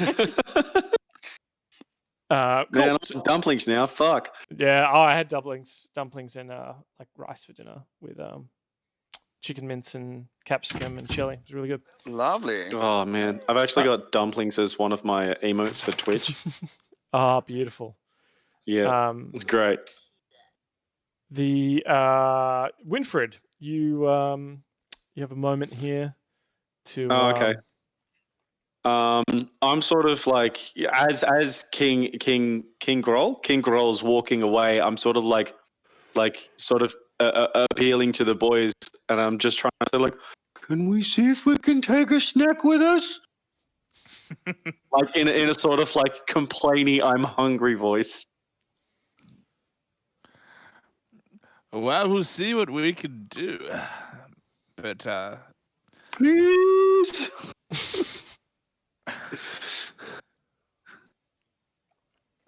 Yes, we get food after. We'll stop by Macca's on the way home. Only if you're good. Okay. Ymir, if you're here. Yes, Ymir is back. I guess you have a moment to act as you've kind of done. You've shaken hands with King Groll. You've retrieved your axe. And without any more kind of violence, unless you perform any more violence this turn, your rage sort of begins to subside, and the sort of blood comes out of your ears, but stops. The pounding in your ears goes away, and you can hear the nice relaxed tunes of the forest. Very nice. Can I please drink my I do have a potion on me, a health potion. Absolutely. So where'd that go? Potion of healing. Display there. Yep, I'm going to use that. So that'd be roll. No, wait. / roll 1d. 2d4 plus 2. And get back 6 HP. Excellent. So you chug this healing potion, and you feel sort of your wounds mending somewhat. The internal damage of the battle, the stamina portions of it you feel a lot better. What does suck though is you feel you must have maybe like in your frenzy you've pulled a hammy. Your speed you're at exhaustion level 2 now, so your speed is now halved. You're a little bit lethargic, and you have disadvantage on ability checks. Now I don't. Although, Yep. Ymir's pretty stoked because he ordered KFC for dinner and they fucked up the order and gave him a $50 order instead of a $20 order. Gooey. Mate, I rolled a D100 for you about your Uber Eats, and I got an 88, the luckiest number you can get. So Yeah. I would like to think that half of that is mine now. You are welcome to come and pick up the box of. They sent me a box of original recipe that I didn't order. Fuck me. Now I want chicken. Hell yeah. You're just hungry, aren't you, Jacob? I'm fucking stream. starving. I had dinner. This Twitch stream is not sponsored by Owlbear or Kentucky Fried Owlbear. No, but it should be at this point. It should be. Cool. So that's Ymir. Thorendir. Gundren kind of stands before you looking somewhat beaten up and a little bit disheveled. Gundren, my dear cousin, it seems you've had better days, my friend, and I didn't mean that as a Pete Moe reference. Now, how did they treat you? And most of all, where is the location of the doof we need to be to set up camp, my dear friend? We've been traveling for a long time to come find you. Can I make a snooze roll just real quickly? Sure. Yeah. Yeah. Yeah. Can I? Yeah. I just want to like sniff this dwarf in front of us. Sure. Well, you probably would. You've never met him before, so. Yeah, I would. Just like a curious sniff. Yeah. There we go. 14. I mean, there is there's a bunch of dwarfy smell about him. He definitely smells like different to Thorendir. There's another smell under that. You're not sure if it's like he's got Axe body spray on underneath or Lynx for those of us in the southern hemisphere. Yeah. There is Axe body spray would have worked. Get dwarf axe. I did not even think of that, and that's hilarious.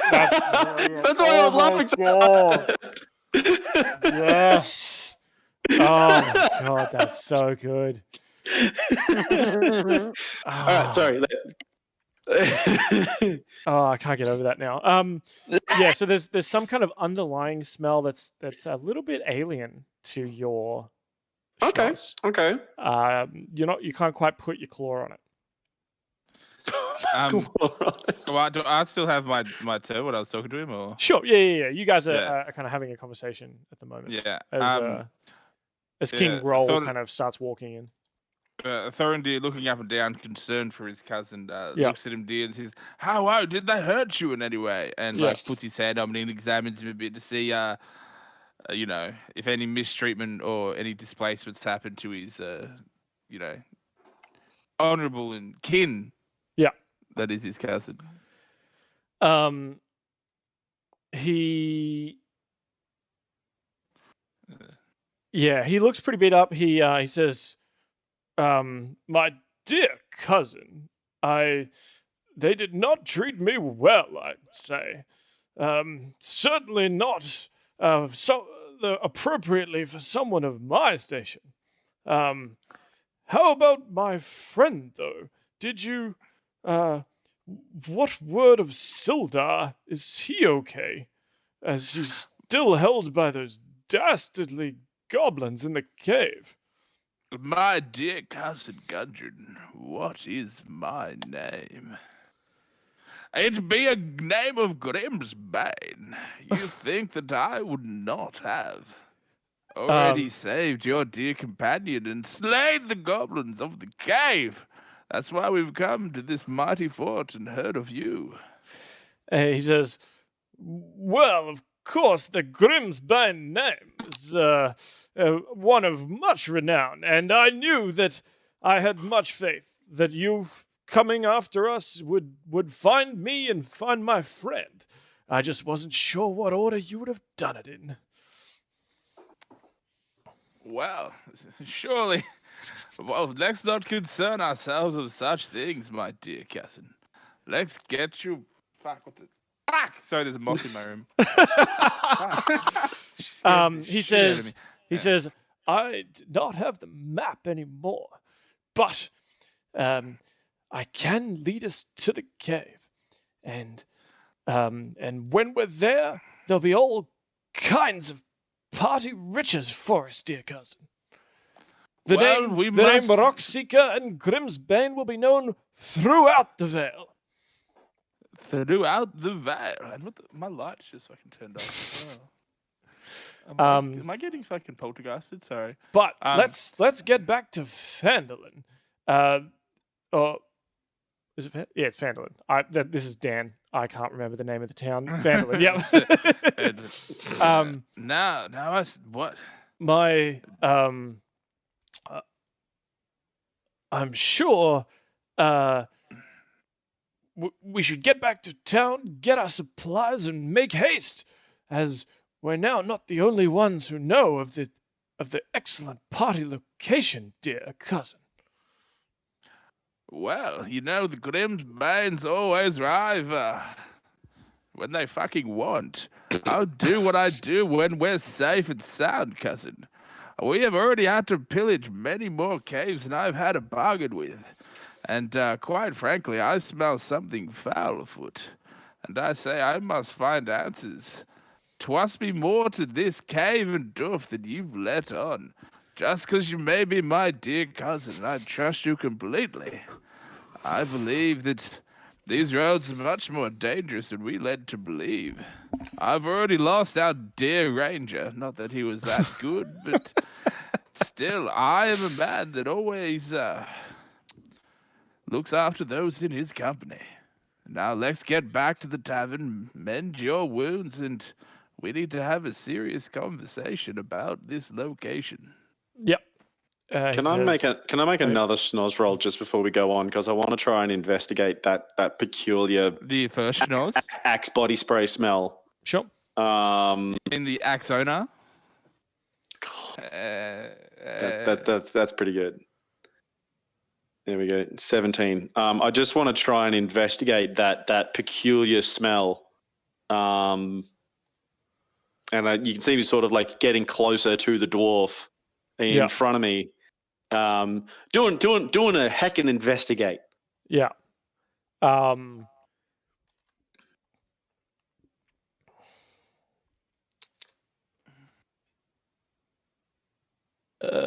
trying to think.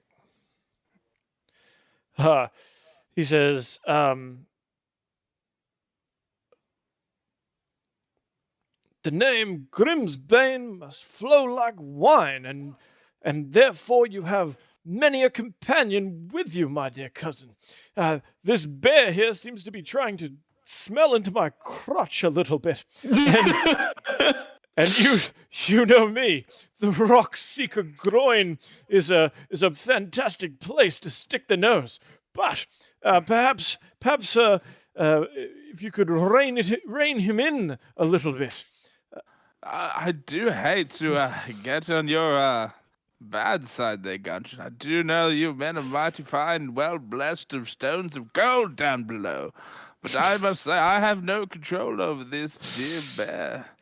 We've only just met him a couple hours ago, you see, and but you know the bear kid as well as I. They're honorable creatures. They won't harm you unless you do something back. And we both read the tales. He sort of looks intently kind of at you, Thorendir, and then turns his gaze to Winfred, and sort of looking at you, sniffing at him. He says, I think perhaps this bear is just looking for the honey, and I'm afraid I'm all out, my dear bear friend. But I have a bit of sweet meat still on me, and you are more than welcome to it. and he sort of pulls a small, like a bit of jerky out of his sort of like belt satchel kind of thing. I'll put an image in the chat of the look on Winfred's face when he sees the bit of food come out of his pocket.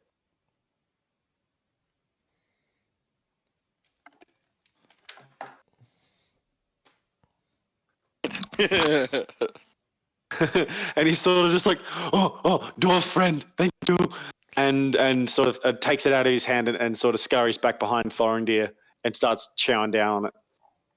Yeah.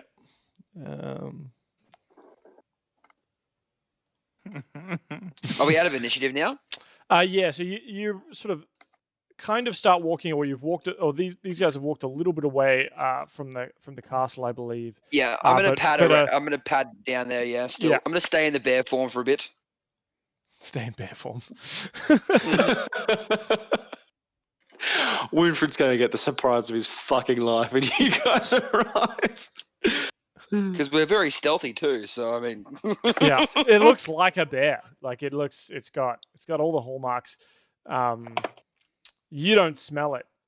You don't really smell it coming, Winfred, because the smells are all wrong. I'm gonna stay back a bit, because I mean, like when we see the group, this is a bit of a character. I would probably see Gundren there too, wouldn't I? Yeah. Right. We're gonna stay back a bit, so I'm not gonna say anything because obviously, my Gundren's the bum, so he can't see shit.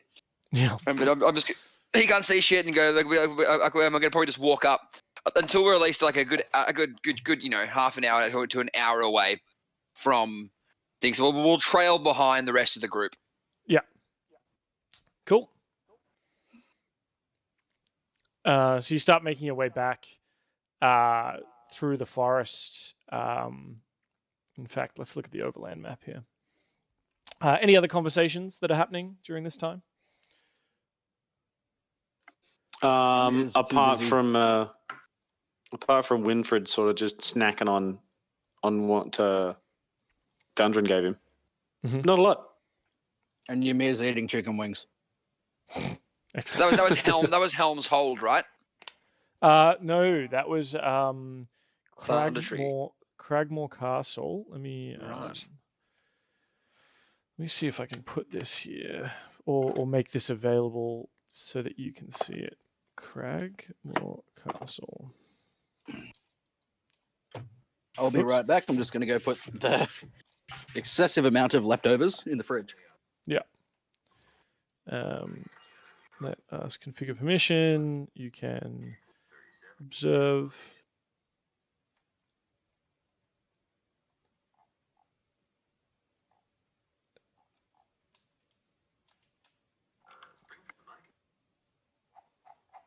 Let me delete that, save, and let's see if we can drag it in here.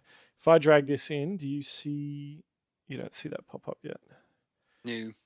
Nope. Castle. That's okay. Yeah, it's essentially there. I'll mark it on the map, and at some point I'll figure out how to show it to you, like Cragmaw Hideout is to the southwest. Yep. Oh, there you go. There it is. You should be able to see it. Right between the three of you. Nope.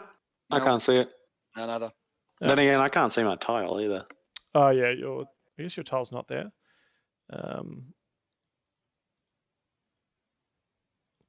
You might need to on the left-hand side where there's like the notes thing. There's sort of the human, the ruler, the pencil, the notes. Yep. So click that and then click toggle notes display. Maybe that'll show it up, or maybe it won't. I don't know. Nope. It's not journal notes. It's not super important. Toggle notes display. Yeah, no, it's not working. Oh well. But that's okay. That's all right. That's right. Believe me that it is there, and I have not moved it. Yeah, all good. Yep, cool. I'm gonna keep following behind until the group makes camp. Yep. Cool. All right. It's another couple of hours, or another couple of hours of travel. Get sort of late at night as you're all kind of making your way through the forest. You kind of break out of the forest onto sort of the plains, and you know, it's starting to get late at night though, sort of 10 o'clock at night. Do we have better vision in the dark? I don't think I do. Do I? I don't think so. I think you still have. No. You may have dark vision, which lets you see in the dark in general. Yeah. But not your vision. I don't think gets better in the dark. No, I don't. I don't even think I've got dark vision. No, I don't. I've just got keen smell. That's it. Man, what is it with all y'all not being able to see in the dark? I'm a bear, not a fucking cat. What are you talking about? Hey, I don't get cold when I'm in high altitudes, all right? Nah, I can see in the dark just fine, dude. Well, you're dwarf. You people live underground. Sometimes. I don't want to stereotype. Excuse me, I'm a mountain dwarf. I'm pretty sure you still live in mountains. Under mountains, not under caves. mountains, mate. Not under mountains. That's Are could you be sure true. about that, bud? Well, the other types of dwarves are hill dwarves, so Yeah, them, you know. them the underground Bloody, dwarves. them the underminers. You know. Thems. All right. I could have Thems sworn be that Iron thems. Forge is built into a mountain, by the way. Exactly. Cool. All right. Do you stop Bold for of you camp? to assume what is Castle Grimsbane. Ymir's kind of lagging behind a little bit as he moves a lot slower than everyone else. He's sort of at that kind of half the regular marching speed. Yeah. Go on without me, my friends. I'm stuffed. Okay. Were we settling down for the night, lads, or are we booking camp, or how much further is the town? I wasn't paying attention. You think you'd probably be able to get there sort of it'd be sort of like late at night if you push through. Like There it'll has be been- sort of like get home after yeah. midnight kind of thing. You know, everything's going to be closed. It's There gonna be after has been curfew, boys. There has been lots of activity of late, lads, and I, for one, can see in the dark, so it doesn't hinder me traveling at night. But what do you think, companions? There has been a lot of activity afoot. We could bunker down in a safe location for the night, and we have our boy Winfred's nose that could spot danger approaching. Oh, I also think I have a camping thing. I have something to do with camping. I can't remember. Old talk amongst yourselves. This is excellent. Oh, here we go. Since you come from the common folk, you fit amongst them with ease. You can find a place to hide, rest, or recuperate among other commoners, unless you have shown yourselves to be a danger to them. Oh, okay. So that's not to do with like I can't just find a safe place to camp, can I? No, that's more of if you find like a farmstead, you'd probably be able to. Okay. Okay. Or I guess maybe in your case, if you found like another tribe of whatever hunters, bearkin, like because I assume like if bearkin are in this area, hunters are probably aware of them and know the difference between them and bears, right? I mean, hunters probably don't go after bears regularly anyway. I wouldn't imagine so. But because there's just a lot of risk for not a ton of reward. But most hunters, you know, if you found them would probably know of your kind, right? And would know to be respectful, and they'd receive respect in return, kind of thing. And maybe it's seen as good luck to offer, you know, some of your fire to a wandering bearkin. You know, it's good luck if you're traveling through the woods. Okay, cool. All right, it's good to know.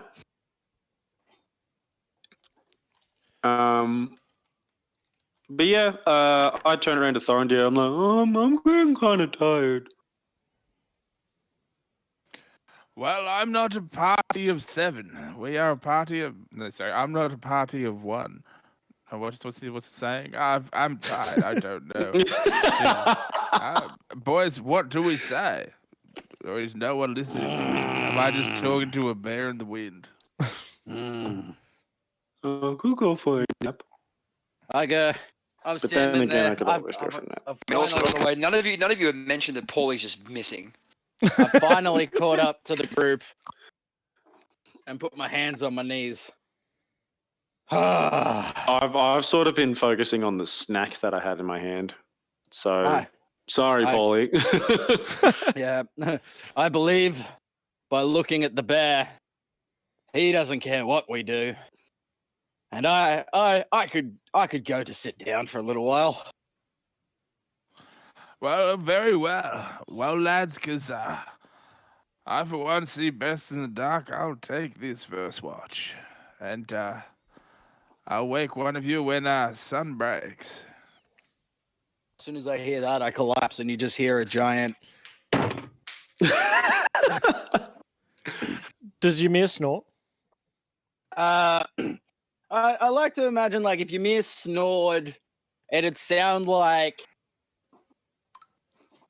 The a rumbling concrete of mixer. mountains. Shit bouncing around. Good. I've been smacked in the head a few times. I'm sure there's a couple of rocks up there. The nose has been broken one too many times. Yeah, pretty much. So it's just like. It almost sounds like a bear. Yeah, it almost sounds like a bear. Okay. Well, seeing as Ymir's gone to sleep, I'm gonna give a little bit of that rustic hospitality and start a fire. And so I've got tinderbox, and I look around for some stuff to start a fire. And while I'm at it, I'm just gonna chuck my bedroll over Ymir. Thank you. He whispers in his sleep. Cool. So, does Ymir sleep fully armored? I assume. Oh, he hasn't fallen asleep. He's just collapsed. He's just and collapsed. Passed out. Yeah. Yeah, he's passed out and collapsed face first in the ground. Yep. I'm with you. Like, I like to imagine, like, one of my pauldrons, because I am wearing half plate, has, like, dug into the ground. Yeah. It's for safety. He can't fall off a cliff because he's literally stuck in the cliff. That's how they do it. Yeah. In the mountains. That's how they stay up there. So they stay warm too. Just the terrible metal digging into the side of the mountain and their flesh acts as like a heat exchanger or something. I don't know. Exactly. Keeps you warm. What do we got here? I need to add Winfred. And am I missing? No. Cool. All right. So late at night. Pauly, you. There's a little fire going. Yeah, Cool. I'll still wait. I'll still wait until everyone else is asleep except for Thorendir. Yeah. So Gundren in the. I'm going to talk to Gundren. I'm going to talk to Gundren and say Gundren. Yeah, in the Gundren in the caboose, caboose is like, my fine feathered friend, why are we not linking up with our compatriots? Surely it's safer in numbers. It is, my good dwarven boy, but something's fishy, and I just need you to trust me. So, right now, don't stack. Don't move. Stay here. And don't face the fire. Actually, you know what? I saved you, so you kind of owe me this one little thing. And then I grab out the rope from my bag, and I tie up Gundren to the nearest tree, and then get him. Yeah, right.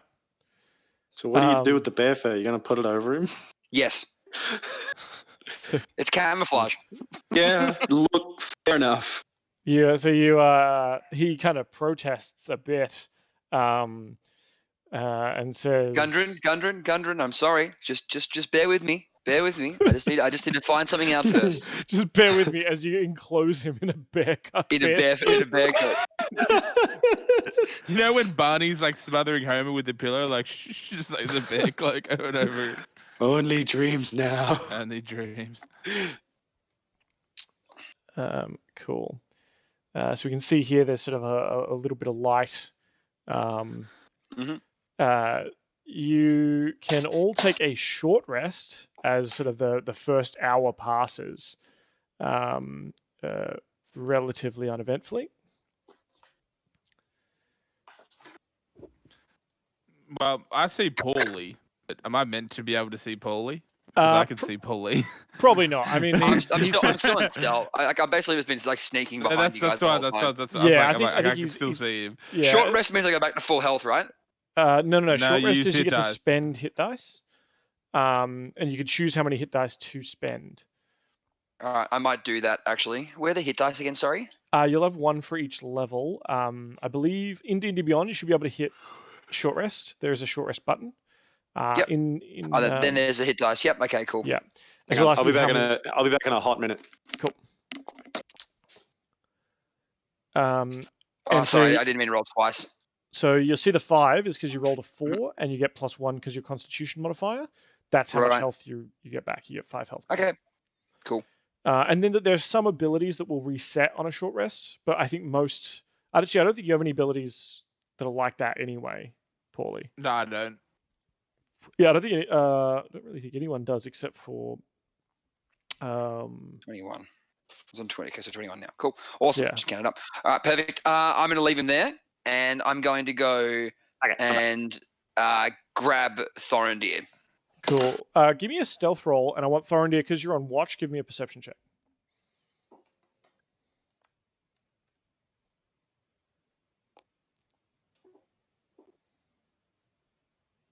Boom. So, Pauly, you make your way stealthily through the darkness, through the moonlight. And I can't see where they are now for some reason. I don't know what the fuck's happening. I think I've put you behind some trees. Hold on. I'm seeing if I can find a. Is that going to work? No. Okay. That's right, because you have terrible dark vision, or you have a lack of dark vision. Yes. Can you see him now? Yeah, I but can see they're him obviously now, illuminated by that light. Yep. So whilst everyone else is kind of beginning their rest and are probably snoring a little bit away, you're able to creep up to the edge of the light, but Thorendir sees you coming. But sees that you are moving quietly. Mm-hmm. So you know, right. Oh, I see you, but I see you're actively sneaking, so it's like I'm not gonna bring attention to you. Like I just lock eyes with you, and I don't say anything. Yeah, cool. Yeah, I'm gonna basically like gesture for you to come with me. And Thorendir whispers away. And then I'm gonna because their Gundren's still there with them, right? Mm-hmm. Yeah. Yeah. Cool. Perfect. All right, and then I'm gonna show him basically my Gundren. So I'll bring him up to the bear. I'll show him up to the bear. What was that, sir? Can I make just a quick schnoz roll just as they're walking off? This is sort of like. Well, are you attempting to sleep, or are you? Actually, yeah, no. I did a short rest, so I'd be fast asleep. Never mind. Yeah. Never mind. Because I think this is sort of like the start of the long rest, which is 8 hours. And yeah. Assuming if we get the full 8 hours with it uninterrupted, we're going to assume it's a full long rest, right? But when do I let ever anything happen as it should? So I'm just going to whisper to Thorendir as we're walking across to. Mm-hmm. So I see you found Gundren. Well, we did win him when we killed that owlbear. Interesting. Now, owlbear, first off, like owlbear we'll come back to later. That sounds like a great creature. Very, very majestic. Very, very majestic creature. Ride-worthy, possibly. Pauly's talons do get tired. Anyway, back to the point. You found Gundren, right? We were given a Gundren. We didn't find him. Okay. Just making sure you found or you were given Gundren. Well, yes, I did find my dear cousin. And then I keep kind of bringing this point up. over and over again as I walk up Okay, so as I walk up to the bear coat, like the bear pelt. Mm-hmm. So you found Gundren. Okay, right. Pauly, I've known you for a long time, and you only ever ask the same thing more than twice when you're literally going to say something important. So you were given Gundren. Yes, we freed Gundren when Ymir defeated the owlbear in Mortal Kombat. Okay. Well, explain this. And then I tear off the fucking bear pelt. Dun, dun, dun. I see you found Gundren. Well, I did. This is a strange business. And because like I said, like so now I'm gonna guess. Well, yeah. Right, is Gundren like tied up and tied, gagged, and like looking at me like fucking? What's that movie Quentin Tarantino did where they're gagged in the fucking basement going? Yeah, Pulp Fiction. Yeah, Pulp Fiction. Yeah. Yeah. Now I only tied and gagged him because when I saw your Gundren, I was pretty bloody confused. So one of them is not the real Gundren, and I could only tie up one of them. Wow. This is strange. Thorendir at this point is going to be looking very hard at. He's not going to know imposter Gundren, but I'm going to say Gundren 2 at this point. And can which one is this Gundren 2? sequel? Yeah, well, yeah. Yeah. This Oh, is yeah, the one you're second looking Gundren at. is yeah. Okay, And can he see if there's like? He's clearly looking at this guy gagging, and cousin looking at him, probably screaming at him, be like, "Thorendir!" Like, yeah. Like he's sort of like not persuasion. Sorry, I want to do perception. Sorry. Yeah. Can I give a Can I look at him and I roll a 20? Well, I see the what's 11 at first, but No, that was persuasion. I didn't mean to do that. Oh yeah, true. Yeah, I mean this looks the spitting image of the Gundren you were just talking to like half an hour ago.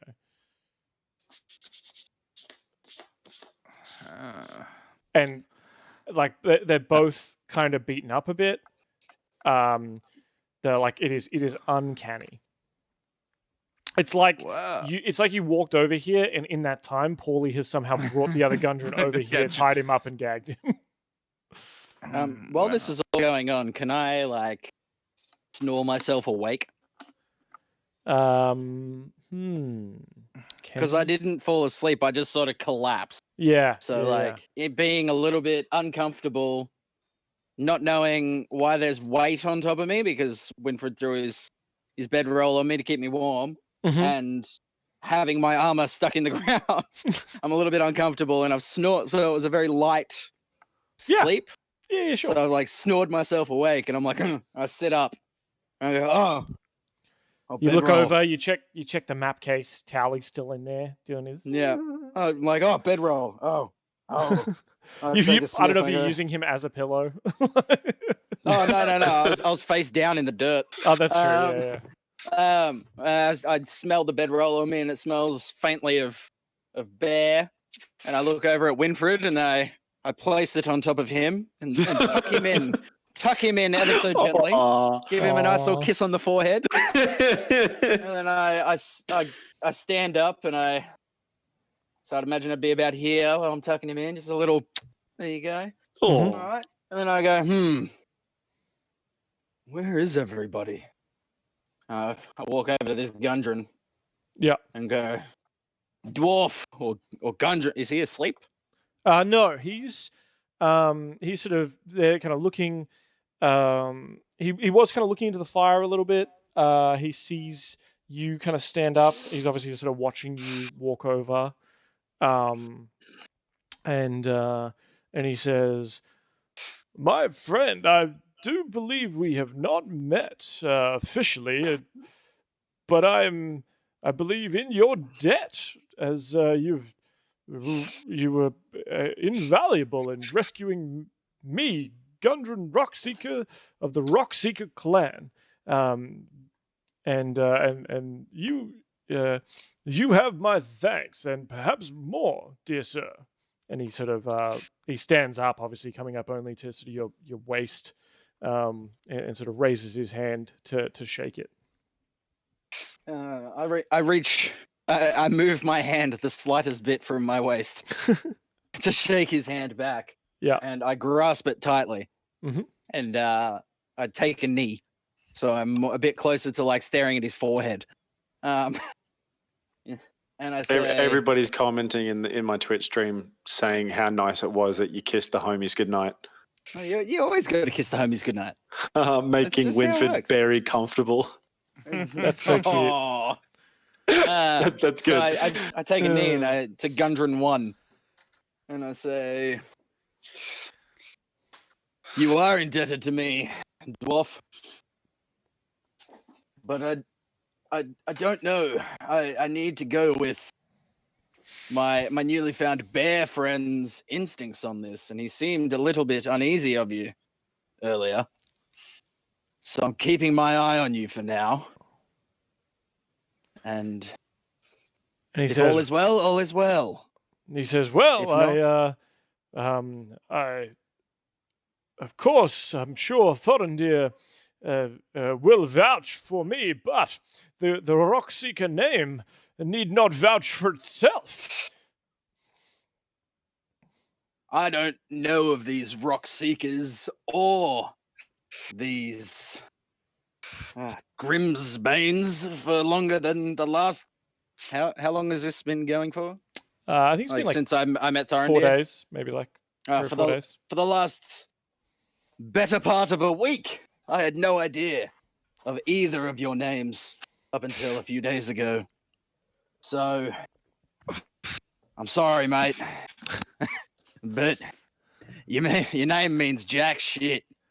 Or wait, with the accent, jack shite. So he says, well,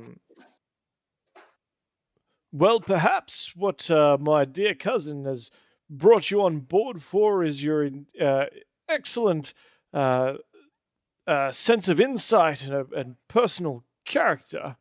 You and this bear friend. And I just know that Thorendir would only choose someone of unremarkable character, such as yourself. Tell me, has he told you what we plan to do when we get to the hidden caves, the birthright of the Rockseeker clan? I do not care what we have to do when we get to these caves. I simply wandered into the fray and joined along as one of their party members had fallen. I don't care for parties. I care for drink. Then drink you shall have, my friend. What part of this endeavor that me and my kin are trying to put together here, there will be booze aplenty. We're thinking we're also going to be the only people in this hemisphere with a ice luge. Now, I know you're from up in the mountains, so maybe you've already tasted this kind of revelry, but it's an ice sculpture, perhaps of an animal, and you drink the booze through it. Upon taking a look at me, what about my demeanor makes you think I care for ice luges, as you call them? I drink my drink from pitchers and horns. He says, please forgive me. I have obviously jumped to a conclusion, thinking that one who is so inclined to drink would like some variety. I don't care for variety. But all I mean to say is I'll be keeping an eye on you until I am sure of you. So take my leave of you. I am going to go and urinate in the woods. Okay. You hobble over, still slowed. Yep. Like I'm trying to find a nice this tree. Like, I'm just gonna take a piss on the tree here. Is there a moment for Ymir where, like, I mean, he didn't really come close to death, but is there a moment where I mean, he just one-on-one murdered a massive beast. Like, what does that do to Ymir afterwards when he's got some quiet time on his own? You know, is Ymir like a, you know, have a quiet sob away from the group? Is he kind of like is he like a yes, I'm the best, or is he just like stoic as fuck? Like, what? I want to get some Ymir time. Ymir is just a very giant stoic motherfucker. So he's just like, okay. And that's all he has to say on the matter. He killed the owlbear and was just like, all right. Yes, the strong silent type. Yes. He's just all right. And he wonders to himself, while pissing, enormous, what was it? A very stony and endurant penis in hand. Oh, Jesus Christ. I mean, he's got stone's endurance. Oh my God. He's a Goliath of the mountains.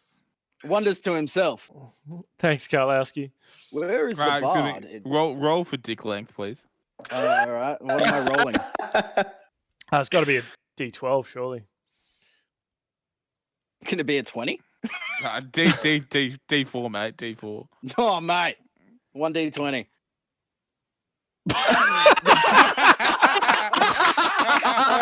So he's holding his pebble of a cock.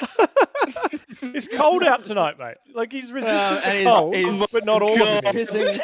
He's definitely pissing like a fire hose out of a pebble. He's basically cutting the tree in half with his piss. It's like a it's like a tuna can. It's just it's girthy. No, because he's so large. It's like one of those those small Pringles cans. Because it's like in terms of scale. Hey, we said roll a D12. You chose to roll a D20. I feel like it has to be in inches. You have a 1-inch penis. That's the way the fucking. You don't even have one. You're a cloaca. You rolled a critical. Anyway, fail. Timmy, this is Ymir time. Rule 0. The DM we're in has Ymir time. Say. Look, we're in Ymir time. Nobody knows that it's cold out tonight. Exactly. Nobody knows the size of Ymir's tiny Pringles can. Leave him alone because he will still slice you in half. That's right. And then piss on you. With what? With his Pringles can. Oh my God. Anyway, continuing along. Somebody clip that D20 I'm roll. so sorry. Okay, so in realizing he has quite the small penis, he wonders, where is that dwarven bard of ours? Yeah. Short in stature, but girthy. So and we cut back. The scene, you know, fades or pans along to our dear friends, Gundren 2, Thorendir, and Pauly, deciding what to do here. Well, look now, Pauly. I don't believe if there are 2 Gundrens, I don't believe that the goblins would let him go so freely if you kidnapped the real one. Why would they? It's not like they expected us to go in and steal one when we were winning one. You're right, but I mean, this one told me to grab a map. Have you noticed anything funny about yours? It was a Rockseeker's map, like map to the cave. Well, not that he said he didn't have his map, and he was awfully keen to get to said cave, but that could be for other people getting the spot and us losing out on our spoils. But our bear companion did smell, and he was awfully interested in his smell, and us dwarves ain't that different apart, so.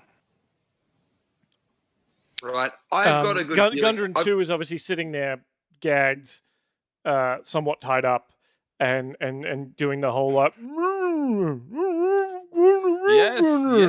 Yes, cousin. I'll get to you in a second. Right, I think we give him a chance.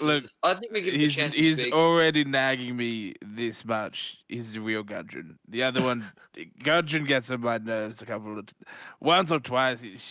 He had a rough childhood. His mother. Yeah, and I didn't have any bad feelings about this Gundren when I saved him. He even helped me to kill the goblins. So I can't really believe he's allied with them. And look, the only reason I'm suspicious of our one is, would the hobgoblins really give him up so easily over an owlbear?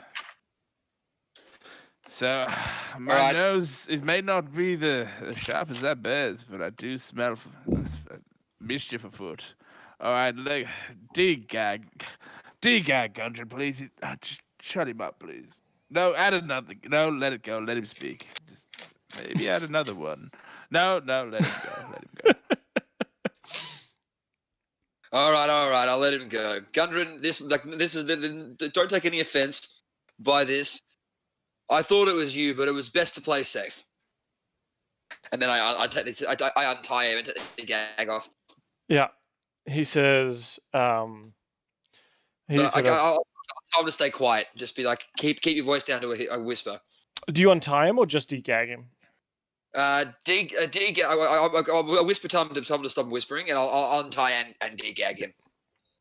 He says, cousin, it's you. I just knew you would find and rescue me. Well, it seems we've done that twice. Can you explain your two-faced shenanigans? What are them hobgoblins up to? He says, Has he seen Gundren 1, Pauly? Have you kind of kept? He hasn't. No, I've kept it secret on purpose because I still didn't trust him initially. Yeah.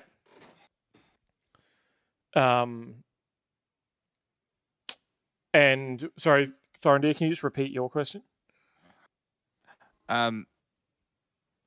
Well, he asked. Well, yes, I did rescue two of you, in fact. Now tell me. He says, so you found Sildar, my man. No, my friend, I'm saying we found two of you. Sildar's safe in the tavern. And the hobgoblins gave us you. We freed you. But now Pauly's come saying that I assume, helped dive into the castle and freed you too. He says, going on here? The hobgoblins didn't give me up, dear cousin. This bird friend of yours who I believe was under your employ had brazenly stuck his beak out for us and rescued me from the clutches of those hobgoblin and bugbear fiends. Well, I'm glad you did that there, but then why would they give us you? They have not given me to you, dear cousin. I'm here. We are on the lam. We've escaped. From what I recall, this seems like the real Gundren because he's fucking annoying. Pauly, that is my opinion too. My cousin is, well, he's not the smartest dwarf in the shed, and he says, "My dear Thorendir, I just don't understand when you're saying that there's two of me. Please, I beg your pardon and the pardon of the Grimsbane name, but I'm just not sure what you mean." Well, hey, Pauly, this is the real man, because I did not mention the name Grimsbane in our conversation, so he surely must know who I am. And I doubt any trickster or goblin aside would dare whisper the name Grimsbane so casually. He says, I'm sorry, my dear cousin, but I believe you are selling short the Grimsbane name. Surely even the hobgoblins and any kind of other fiends would know of its mighty, lengthy prowess through the history and annals of time. Well, yeah, this might most definitely be true. And now don't you be stroking my giant Grimsbane ego. But now... Certainly, the ego is certainly larger than other party members.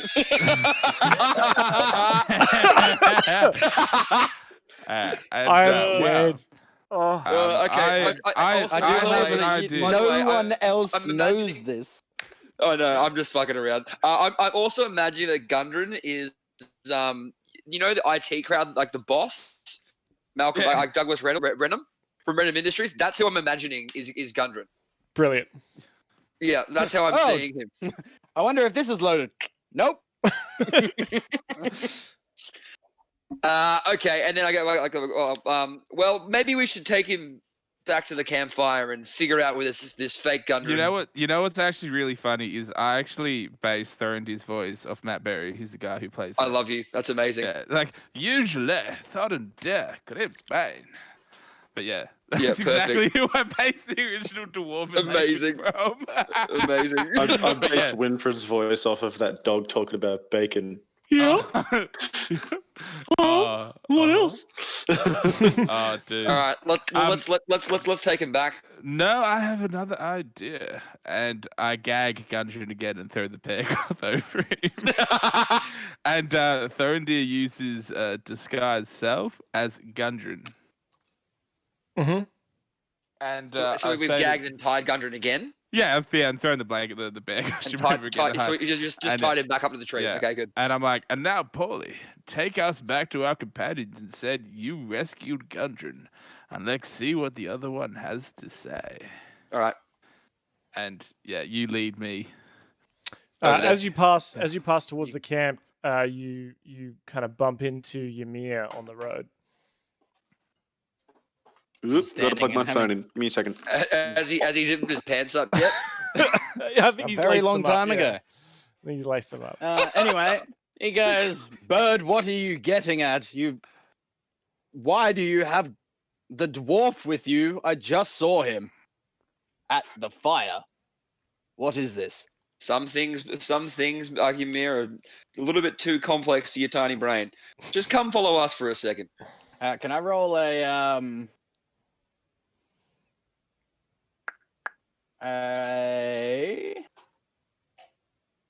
an animal handling check. What for? Please tell me what you want to do, and then I'll tell you what. I want to grab the bird. Oh. I mean, that'd be a grapple check. Are we really getting into like a PvP But kind of fight? No, it's not a PvP fight. I want to grab him and pull him in and say, "What did you say?" It'll become one. I will attack you. That's So it'd still be perfectly fine because with he's me. humanoid shaped still. It'd still be just like a regular grapple check, like you would try to grab Alright, well, anyone can else. I So roll for? it's going to be his your athletics versus his acrobatics, or he gets to choose acrobatics or athletics to kind of get out of it. I'll pick acrobatics. I'll pick acrobatics. Cool. I haven't Um, actually rolled anything yet, so that's a bit embarrassing. I get Because to I'm pick not it. doing it anymore. No, but I'm not rolling anything yet because I don't want it to turn into a fucking fight. Oh well, I'm yeah. trying to find a way to create discussion here. So we'll say because you did indicate that you wanted to, and we'll say you don't go for it fully, but you move your arm slightly, and Pauly Can I just move my arm in an intimidating nature? sure. Pauly kind of I think steps back very quickly, and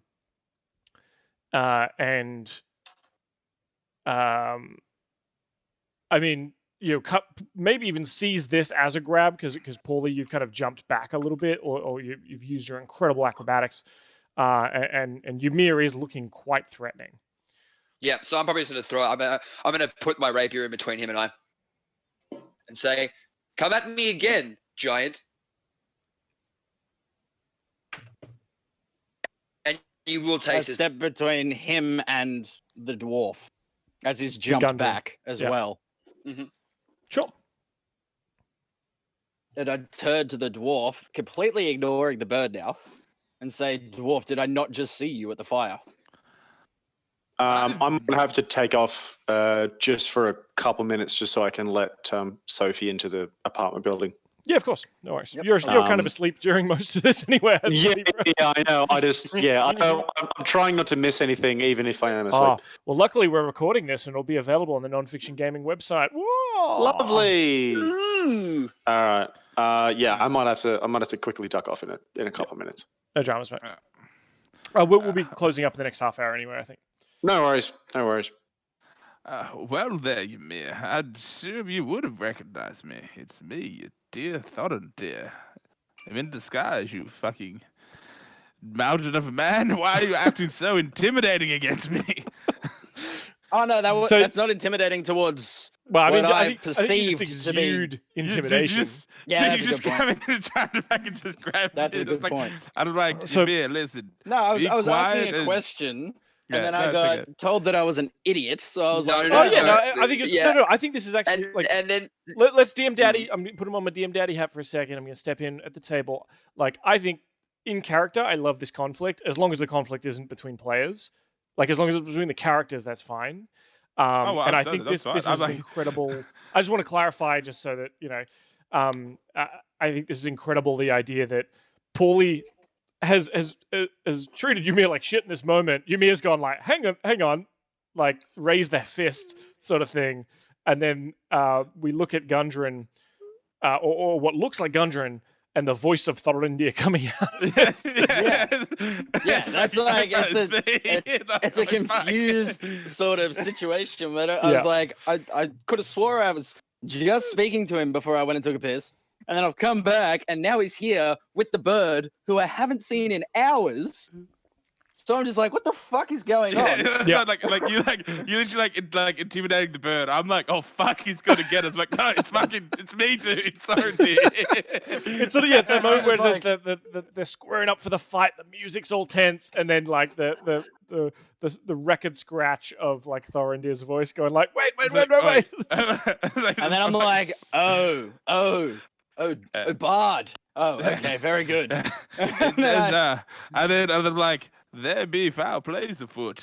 Come, look stoic and when you hear the word, and you know, when I say you hear the word, nod slightly. Obviously, you would know what that means. Yes. Yeah, and Gotcha. comes back to the fire. There's gonna be some good play afoot. Gotcha. All right. And then as I walk past the bird, I go, bit scared, are ya? And I keep going. You know what I just realized actually? Can you give me another intimidation check, please? Ymir? Yep. Okay. nat 20. Oh shit! Because I just realized, and for narrative's sake, you like in the moment where it was sort of rewinding time just a little bit here, you in the moment like looked super huge and threatening. Yeah. And then you realize it's sort of like All Might, like you deflate a little bit from like the full size, because you remember that you have like just frenzied all over today. Like you're not quite your full. I'm missing half a lung at this point. I'm just like... You take that punch to the gut. You know what I mean? Like that All Might kind of thing. You're still looking mighty intimidating with that 20, with that dirty 20. But you know that you could be more intimidating. Yes. I like that. You start wandering back to the camp, or you sort of lead back into the camp. You enter into the camp light here to find Winfred sleeping by the fire, tucked in. If he doesn't have it now, I want to get a little like. I want Winfred to have like a little human, a teddy human. Teddy human. That he can like can be snuggle up to. arranged. Yeah, like a little rag doll, like a little Yeah. Like a voodoo doll. It's a I get what voodoo you doll. mean. It's a Yeah, voodoo he's doll. got like a little. He'll have a little Annie, and he's the big. Well, he tibbers. doesn't have one, but can I make it part of my inventory, please? Maybe we'll get him one. He'll come We'll across pick one up. That'd be fantastic. Yeah, that'd be great. All right, Yeah. all right. Anyway, do go on. Yeah. So you find a sleeping, kind of curled up under the blankie Winfred next to the fire. You check Towley's map case. The map, Gundren's old map case. Towley's curled up inside in there, and you see the fire.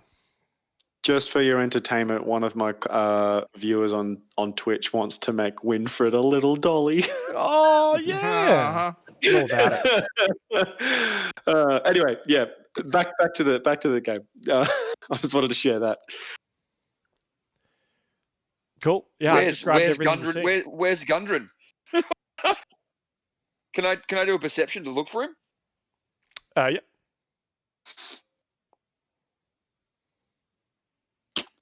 12. You look around. There's some level of tracks and things like that you can see, but it's all a bit all over the place. You've all kind of walked around, or well, not you, Pauly, but like Thorendir, Ymir. Yeah, there's all sorts of sets of tracks around here. Gundren just is nowhere to be found. Thorendir is noticing that Gundren's missing, and as Gundren himself goes, "Holy shit, other Gundren!" and runs back to. Yeah, I'll run with him. Yep. I sit down and just go, well, fuck this noise. So before even getting to the edge of the firelight, Thorendir's like, oh shit, and takes off running. Pauly, wings are flapping, cruises after him, and you make your way through the darkened bushes here, and you find Gundren where you left him, untied. I believe he was untied, still kind of like under the bear cloak thing. But he's still waiting there, and as you arrive, Thorendir, he hears you two kind of approach. He takes the bear skin off, and he says, "Do my eyes deceive me, or is this the most handsome dwarf I've ever seen?" Yes, it is, but sadly he's disguised as a piece of shit. Alrighty. Now, he says, "Well, you are indeed my cousin. I can tell by that barbed wit." Oh, well, you know what they say. Ha ha, I am delightfully devilish. Now, we have a problem. We're missing Gundren. Well, I should say... I know I'm right here, dear cousin. You've found me. You've rescued me from the clutches of evil. Well, I completely understand the whole let sleeping dogs lie thing, but I can't believe no one's thought, hey, why don't we wake up the bear? They could probably tell these two bastards apart. I'm fucking stunning, honestly. Look, I bet your chat's raging, but... Well, you don't wake bears. Isn't that a whole thing? Like, don't don't poke bears. First rule. Thorendir grabs Gundren and is venturing back on the way to camp because he wants to be safe. He wants obviously he knows this is his cousin because he fucking hates him. Like he really gets on his nerves. Like you notice how like siblings can actually just get on your nerves. No one else can. It's like this one is. Yep. Just their existence I've never hung out with you and your brother. I've not hung out with you and your brother before. And Thorendir gets. But this is gonna be weird. Can the real Slim Gundren please sit down? Because we're gonna be looking for that real fake Gundren. You know what I can actually do? I think. Hold on, let me see. Polymorph. No, I have to do it that way. That's fine. I think I can actually like turn your token into like if polymorph you into Gundren Rockseeker. But I think that gives you his stats, which is not what we'd need to do. Cool. So you the two Gundrens arrive back at camp. the real Gundren that Pauly had found and Thorendir disguised as Gundren walk into the firelight and I assume sit down. I wouldn't say sit. I'm a bit on the lookout for Gundren 3. Mm-hmm. I might have a little fly around and see if I can spot him. Gundren 3, the return of Gundren. Electric boogaloo. Well, obviously you didn't go the path. I have actually don't know where the fuck you went. I've been able to see this whole time and I didn't notice anything. Well, has anyone tried waking the bear? You just hear Winfred's it's like softly snoring. Just give me 1 sec. Do I have anything?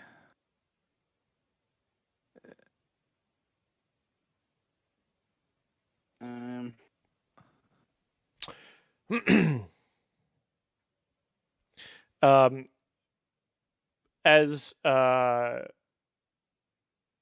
you're sort of sitting around the fire, puzzling this one out. Pauly, you mentioned you kind of want to get up high and do a bit of a scout around. Yep. This late at night. Give me a perception check. You've already given me one. Give me another one because it is dark. It is very dark. And you're not an owl. Unlike that owl bear that I killed earlier. Do you tell Pauly? Because does Pauly know? I don't think Pauly saw it. Remember, I mentioned to Thorendir to tell me everything about the owlbear. Because you didn't see it at a later date. You didn't see it. You just heard it, though, right? Yep, correct. You left before it came out. And I definitely was thinking sexy thoughts. I can't wait for that conversation between Ymir and Pauly as well. Hello. So you head up and kind of fly around. You downstairs? Okay, cool. Give me a couple of minutes. Okay, bye. Cool. All right. Bad timing, but I've got to take off for like 5 minutes. No worries. We're gonna close this out. I think there's the sort of the epilogue.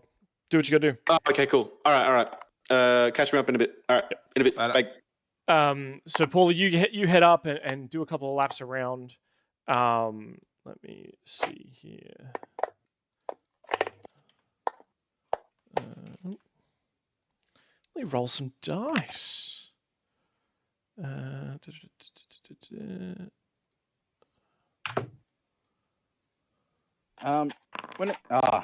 I can't ask because we got to go. Never mind. Yeah, you cruise around, but you don't see any sign. It's hard to make out through because you're kind of up above the trees. There is some moonlight, but it's hard to make out any figures moving around down there. Right. I'll come back to the fire. Mm-hmm. Thorendir, I didn't see anything. Hold on, let me examine. And can Thorendir have a look where he was sitting and like try to see if he sees anything? Yeah, so a survival check to maybe like look for tracks.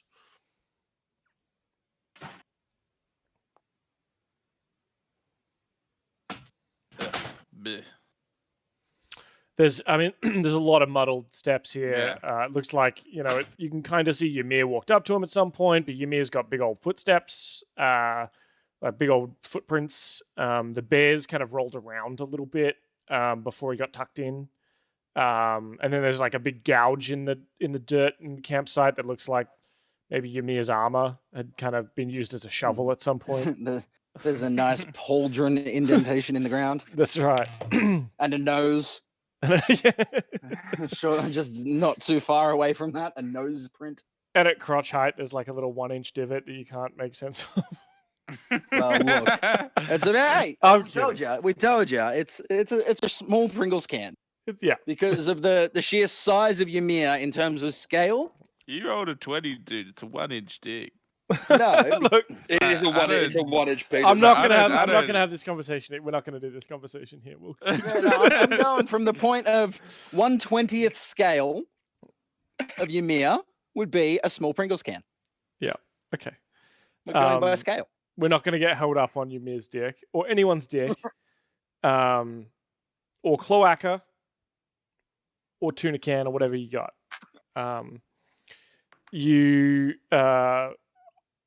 You do, yeah. You can't really make out any particular tracks. Obviously, there's the tracks of you leaving the camp, Ymir leaving the camp, you guys entering the camp. Like you don't really with that 10, you don't really see see much. Yeah, scattered clouds, but mostly clear today. That's today's weather. Thank you very much, weather module for Foundry. Apparently, it's 54 degrees Fahrenheit. I don't know what that means.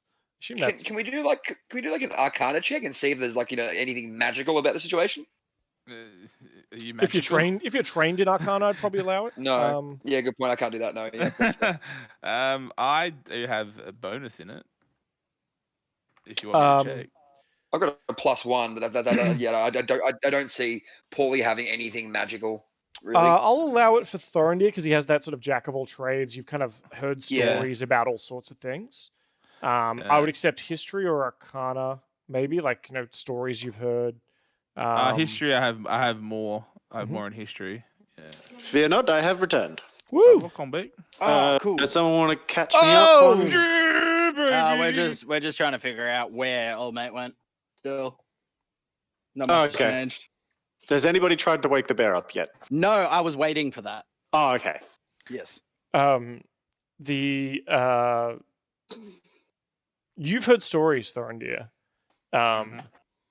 about underhanded, kings or spy masters of kings, of lords, of obviously you've got the ability to disguise self, and that's just changing your appearance, but it's actually an illusion what you do, right? Like it doesn't hold up to physical inspection, and it doesn't change your voice, and you certainly were hearing Gundren's voice.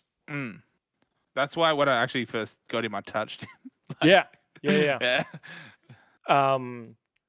But you have heard stories of creatures, humanoids, sentient creatures that are employed to be spies often. They are excellent actors. They can even change their shape.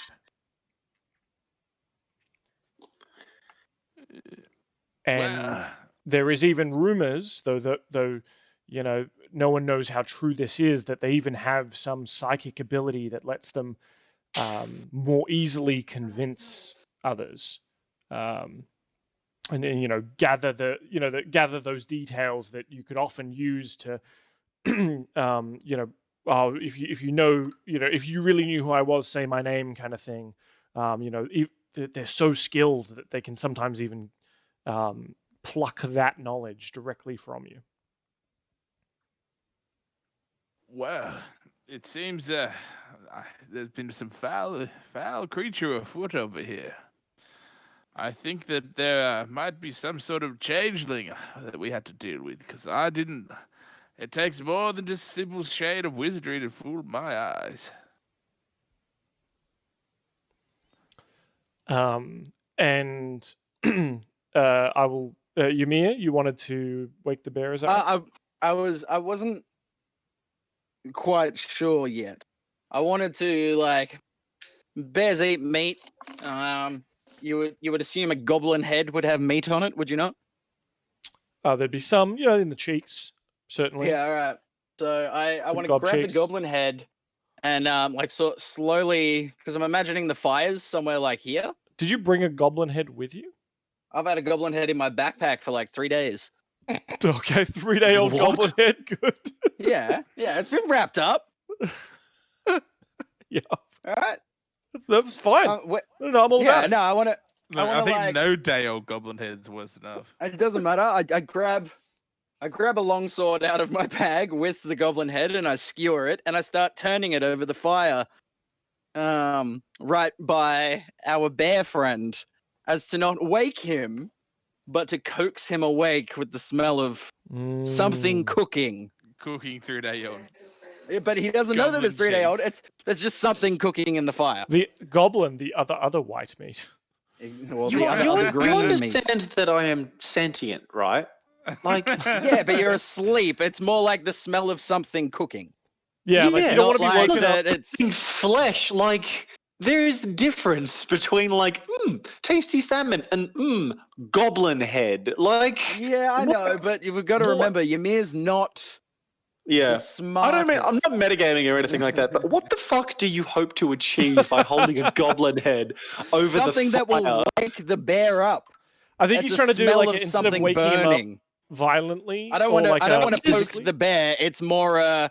Hey, there's something going on. Wake up. You never Instead know. of, Ymir, wake the fuck up. also might be what Ymir gets down on. Yeah, you never know. Ymir will eat anything. He doesn't give a fuck. In fact, Ymir might be upset if the bear wants some. Hence, taking a goblin head with me. So, Winfred, and this is going to be a character decision for you. I don't know, does Winfred prefer that, that fresh salmon? Does he like that cooked salmon? Does he like that salmon with the crunchy skin, like where you overcook the one side so you get that crispy skin? Or does he like it just like fresh and wriggling? I assume like the schnoz receptors would be awakened by the smell of cooking meat, though. Okay. If you want it to be. Yeah. I actually, you start to see Winfred start to stir at the smell of burning goblin head, and you see his legs start to kick a little bit, and all of a sudden, he jerks awake and just yells out, "Get down, Mr. President!" and tackles Ymir to the ground. That works. And then what I like to imagine, like, so he tackled me, and it's like you're basically on top of me, like staring at me, like, yeah, what? Yeah, okay. What I like to imagine is like I look back up, and I'm currently staring into the eyes of Winfred, by firelight. It's kind of romantic for a moment. Yeah, and I'm like, now, Bear. Yeah. I'm not the president, but I appreciate you. I would like us to be friends. We are friends. How did you sleep, by the way? Good until I smelled the burning goblin head. That all good. As long as you have sweet dreams up until that point. Good. And then I then gesture to be like, "Do you want to?" Winfred sort of climb off of the Goliath. Yeah, I'm like gesturing, like, you want to get up? So I get up and I dust myself off, and I'm like, "Okay, the bear's awake." I'm just sitting there scratching my fucking head.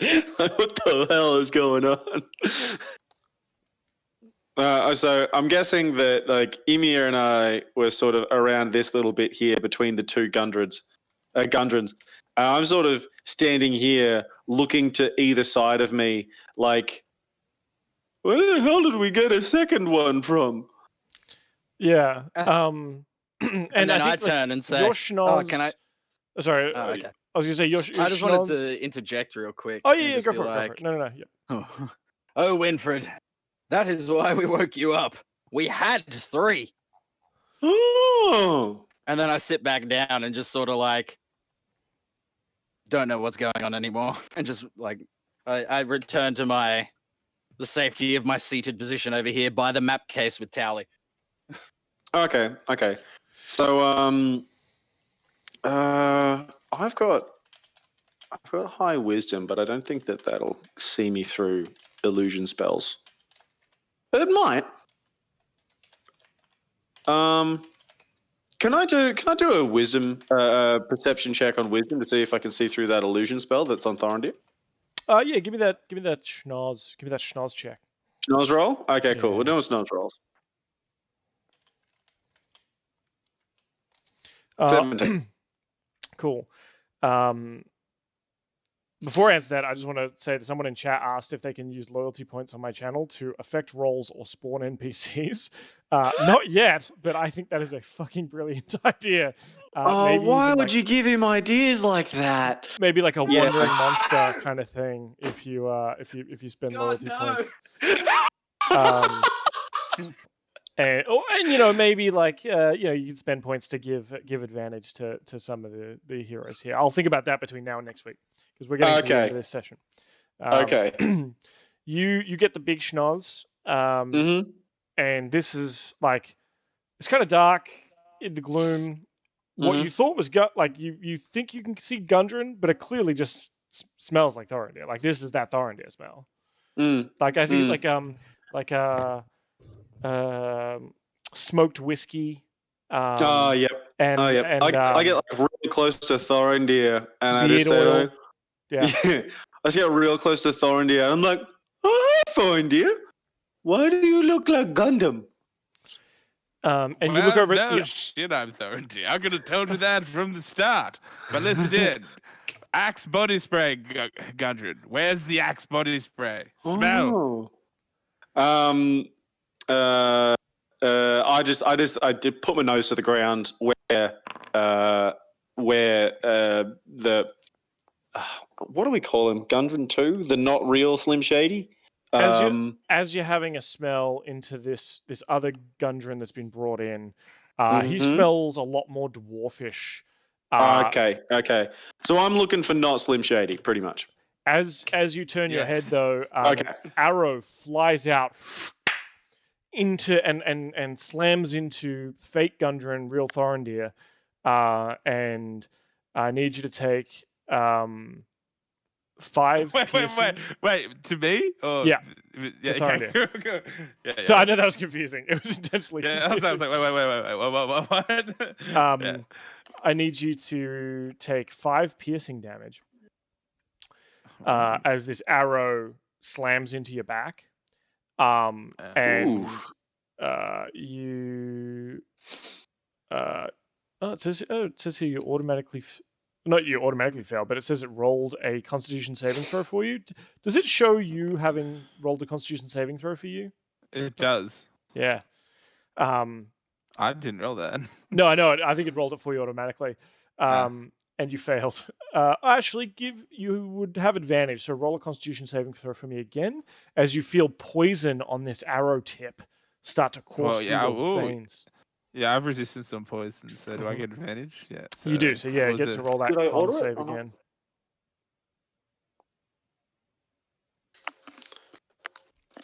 Cool. So yeah, you think you can feel the poison leaching into your veins, but that hearty Grimsbane blood, the ancient blood of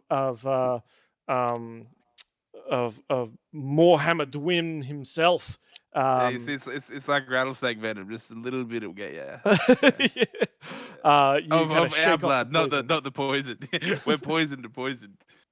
But yeah, you do take the 5 damage there. Cool. 5 damage, yeah, I've taken it. And you can make out through the gloom what looks to be like an orc archer, and that's where we're going to end tonight. Son of a bitch. Actually, look, it's been a while since Thorendir's taken something to the back, which is actually, in my other campaign, happens quite a lot. Black Guy's died 7 times. It is so. Oh man, like during the first mission, Thorendir got a fucking orc axe crit to the back for 30 damage and almost pretty much instantly killed me. But then we used to relic to res me. Notorious for getting shot in the back or something. So I'm actually glad that's finally happened to you. Good. Well, I hope you enjoyed Tatts and Tarasques for this week, fam. I'm talking to you at the table. Definitely did. Yeah, absolutely. Very good. A little bit different. I mean, there was combat, but there was also a lot of sneakiness and deception, and there was a lot of role play for old Winfred. I'm so upset you didn't get in that kitchen. Oh, I'm so upset too. I was sort of thinking to myself because, like, I got to the turret where the rubble was. I was looking at it and I was just like, if I get in here, I've got about 6 goblins that could potentially spot me, and I'm a 7.5 foot tall, smelly, and a bear. So, like, if I were to sneak into this fort to get this honeyed ham, I most definitely would have been caught. But you're forgetting you're smarter than the average bear. I am smarter than the average bear. So I sort of went against my my instincts, which is very unlike old Winfred.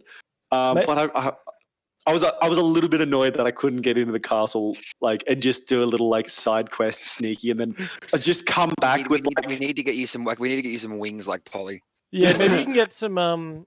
Maybe Pauly can give you some lessons. Like maybe Winfred's gonna pull Pauly aside and be like, "Hey, I saw that you got into the castle and you came out with something. I wanted to get into the castle and come out with something."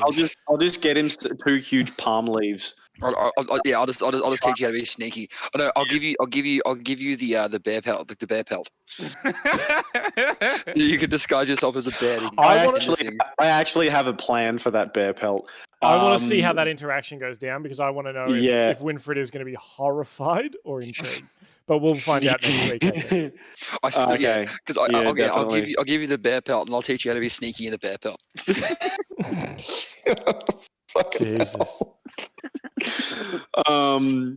Yeah, I was really mad because what I really wanted to happen was I wanted to get through that iron door, just get the tablecloth and just bundle it up and sneak out of there like Pink Panther, and then just rock up to the rest of the party with this huge fucking honeyed ham, just chowing into it. Just walking up to the front gates where all these goblins are and having them all be like, "Hang on a fucking second." That's our hand. Yeah, and just because I assume that you would just put it on the handle of your mace or whatever, right? Do you have a mace or an axe? Warhammer, isn't it? Just have a hobo bundle, yeah. Yeah, so hobo bundle over the back, yeah, over the shoulder. I can see that. I thought that'd be fucking hilarious, but unfortunately, I didn't get a chance to do it. Go on. Oh, I was gonna say, I enjoyed that we got to see Ymir got his one-on-one fight, and he had a little bit of help from Thorendir, but I don't think he actually needed it. No, I was so trying to just be Snape in Harry Potter, whispering the spells. I just really wanted to do that, but I wanted to do so much Dissonant Whisper, or I was actually going to pull out just the Vicus mockery of me yelling at the bear, being like, "You suck," and just that 4 damage to it. But he didn't need the help, so I was like, I really wanted to give him his solo moment, but I was so tempted to just be like, "Oi, our bear, you suck," and just Vicus mockery does 4 damage.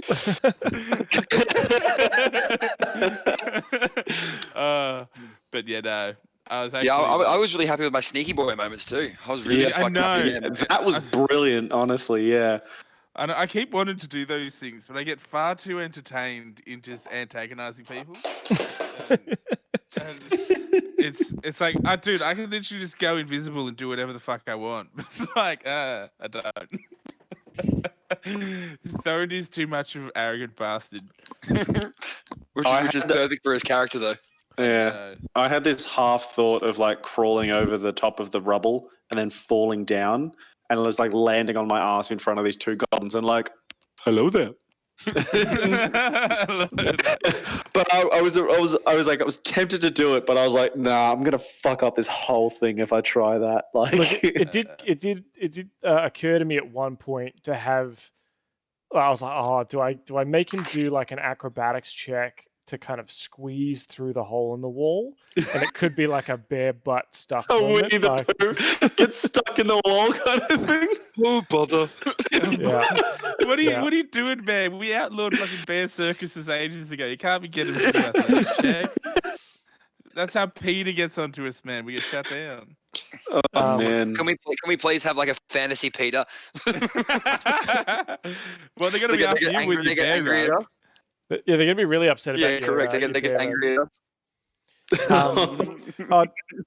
Jake, since you are streaming as well, can I get your stream URL? Because I've put Aaron and Dill's. Oh yeah, I think I put it in the Discord chat a little while ago. Oh, okay, cool. I'll grab it from there because I've got a little command of exclamation mark Tatts, and that'll put out the so people who are watching this should be able general. To. Cool. Yeah, I'll grab that. Also, how was our working out of the real Gundren? This one's annoying the shit out of me. He's got to be the real one. Yeah, I like that. What did you? I think the more important question is because I obviously can't give away info about it, right? So what You know, what did you think of the fake Gundren, the double Gundren? The real slim Gundren. Yeah. I'm gonna smash him with my axe the next time I see him. Yeah. Well, I mean, assuming you have the real one now, you're pretty sure. Look, Well, we'll see. look, I'm pretty sure I'll that I'm smash waiting everyone with an for axe. you know that Spider-Man moment with all just poking the finger at each other. I'm waiting for the three-way duel of Gundrens pointing at each other soon. That's what I'm waiting for. Good. That's the whole reason why you turned into Gundren. Is 100% To recreate that I moment. 100%, 150%. Can we set up a thing where we can just like throughout the week we can just make memes to put in the Discord channel? Mm-hmm. And Yes. I had this with my old group, and I wanted to petition this a little while ago because I think it's a fucking great idea. I want to sort of like make memes about the previous week, and then when we go around to the next week, like who has the best meme gets a bonus roll or something like that, or like or whatever. We used edge points, which was basically like luck. Mm-hmm. For Shadowrun, but I was going to petition that to the DM and see what you think. Yeah, there's a system in the Star Wars RPG. I can't remember who I was talking to about this one that I really liked, that I think would port well in here too, where you at the start of each session you roll like in that it's a force die, which tells you how many like force points you have, and it tells you like what level they are. Like are they light side or dark side?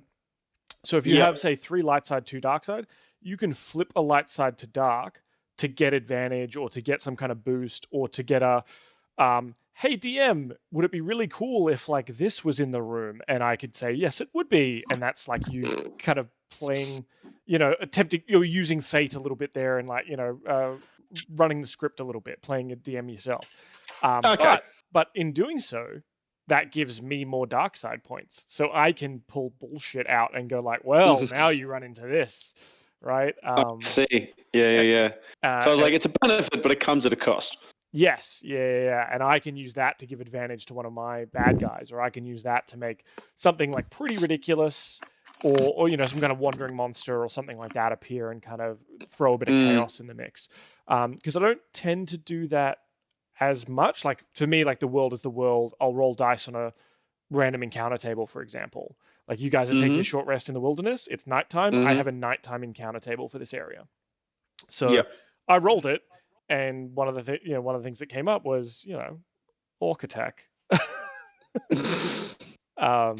But there could be maybe we do something even crazier if with that other system, a kind of luck system, right? That'd be nice. Yeah. And it would be kind of cool. I don't know how it would work, but it could be kind of cool if it was influenceable by people watching, but it'd have to be at like a pretty, I don't want to go in crazy. It'd be like a once or twice a session at most kind of thing, I think. Look, Thorendir doesn't want to have to start fucking dragons yet, all right? Like you can, I mean, wandering monster dragon flies overhead. That's one way to secure the Grimsbane bloodline. It would go like that Lord of the Rings level. It's actually under a fucking dragon. We just go full Hobbit. I'm making my meme already. Yeah, I'm actually so keen. I think for next level that then I can make me and someone else go invisible. I just want to get it so bad. It's the best fucking spell. I was actually thinking I can make TikToks in the form of memes. Well, TikToks generally can be memes. Yeah. I have also seen a lot of D&D TikToks. So give me an opportunity to create content on TikTok regarding the D&D campaign. Yeah. I love doing that shit. So like, you guys are helping me make content. Oh mate, we haven't had this conversation because I don't think we've actually met in real life, Jake. But I've got a gaming website called nonfictiongaming.com. I sent you the link for the guide thing. We should chat, I guess, offline about if there's anything we can do to help each other in that realm of just like links or whatever, right? Because all ships rise together, and I think making like a lot of this stuff obviously is going on not only the stream but on that YouTube channel. and highlights. I'm starting to try and get clips and put them in, Instagram, Twitter, that kind of stuff too. So, I think not only is it a well of content, it's also just a great way to catch up with mates and stay pretty social in Sictober. What is it, Sictoria? Sictoria, yeah, that's pretty accurate. Victoria. And the thing is, if the stream stuff like went away, I'd still be running these games like that. My main concern is obviously telling a good story for you blokes, because I get a lot of fun out of seeing how you solve these puzzles, because I don't have an intended way to solve it. It is like I have put it in front of you, these children, and let you play with the puzzles. And if you want to shave corners off the square peg so that it fits into the round hole, like, I'm all about it. Yeah, pretty much what Pauly did. Yeah. Look, it actually makes me so sad that I've only been playing D&D since COVID came out. And I'm like, bro, man, I've been playing D&D for fucking ages, man. Here we are, guys. I sent the meme in. Have a look. It's very, very crude, but I'm happy with it. Is it in the discussion bit? Is it in the messenger? No, in messenger. Facebook. On the Facebook messenger. This one. Aaraockra Creed. You stole my joke, goddammit. Absolutely. I love it. I fucking love that. That's brilliant. It's on the Black Flag one too. I am a swashbuckler. Yeah. I dig that a lot. That's great. We still, I guess, didn't have the conversation about Ymir and Winfred in terms of like classes and stuff like that, but it just really didn't come up this session, obviously. Yeah. I was thinking about it actually, because I think I want to leave the Berserker thing to Ymir, seeing as we've already got one Berserker. If it wouldn't be too much trouble just to re-roll my specialization to something else, that'd probably work a little bit better too, because the idea that I wanted to go with for Winfred was he was a very shamanistic barbarian. So I thought that a totem warrior would be the right way to go, or even like a what are they called? The nature one. The spirit. Oh yeah, because there's a spirit totem. And then there's even a storm one. Yeah, that's the one I was thinking of. Yeah, it was sort of like you can command the elements as well as being a barbarian. So you're basically a like an enhancement shaman out of World of Warcraft. Is the way that I thought about it. Yeah, I think with that one, which is totally a cool thing. It's like every time you rage, you actually roll a dice, and that dice determines what element you rage in. That's pretty cool. I like that. Yeah, I like that. So we'll, I don't mind changing that at all. Like we're all, I say we are all. I'm an old man. We're all new at D&D. There's a very new group, and you can't know just by name like what is going to fit with your thematically style. Like, we're not all going to be Pauly's going, I am a pirate and I go for the pirate class with the pirate subclass. I get you. So I'm more than happy for you to go. Yeah, because there's Ancestral Guardian, which is more of a tanky kind of, you get like Spirit Guardian, ghosts and stuff. Storm Herald, I think, is that other one. Then there's Totem Warrior. There's also Path of the Beast and Path of the Wild Soul. I see in here is like Unearthed Arcana. I wouldn't mind having a read of that and see if it's not crazy over or underbalanced, then that could be an option if you think you're into that. But I'm happy for you to switch out, especially in these early days before it kind of crystallizes and locks in. Yeah, I still want to be a barbarian because barbarian. But I like the way I was going with Winfred originally was so he was sort of like a shamanistic warrior from his tribe. And I wanted to see where I could go with that. So I did a bit of reading over the last week or so, and I found a couple of different options. Having the Berserker was sort of just it's sort of one of those things like we wanted to get the class, we wanted to get it up and running. And me and Aaron had no idea how the other ones worked. So we sort of was like, all right, we'll be a Berserker for now. Totally fine. So, it was just like, I was like, this does this and this does this in combat. Super easy. Yeah. Edit it where you're done. Yeah, pretty much.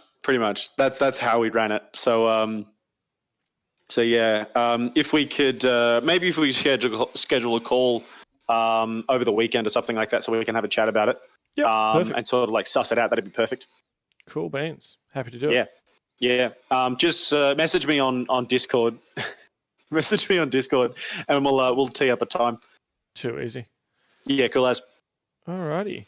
I'm probably going to call it there because I'm going to wake up nice and early and get to work tomorrow. Are you sticking around and streaming anything else still?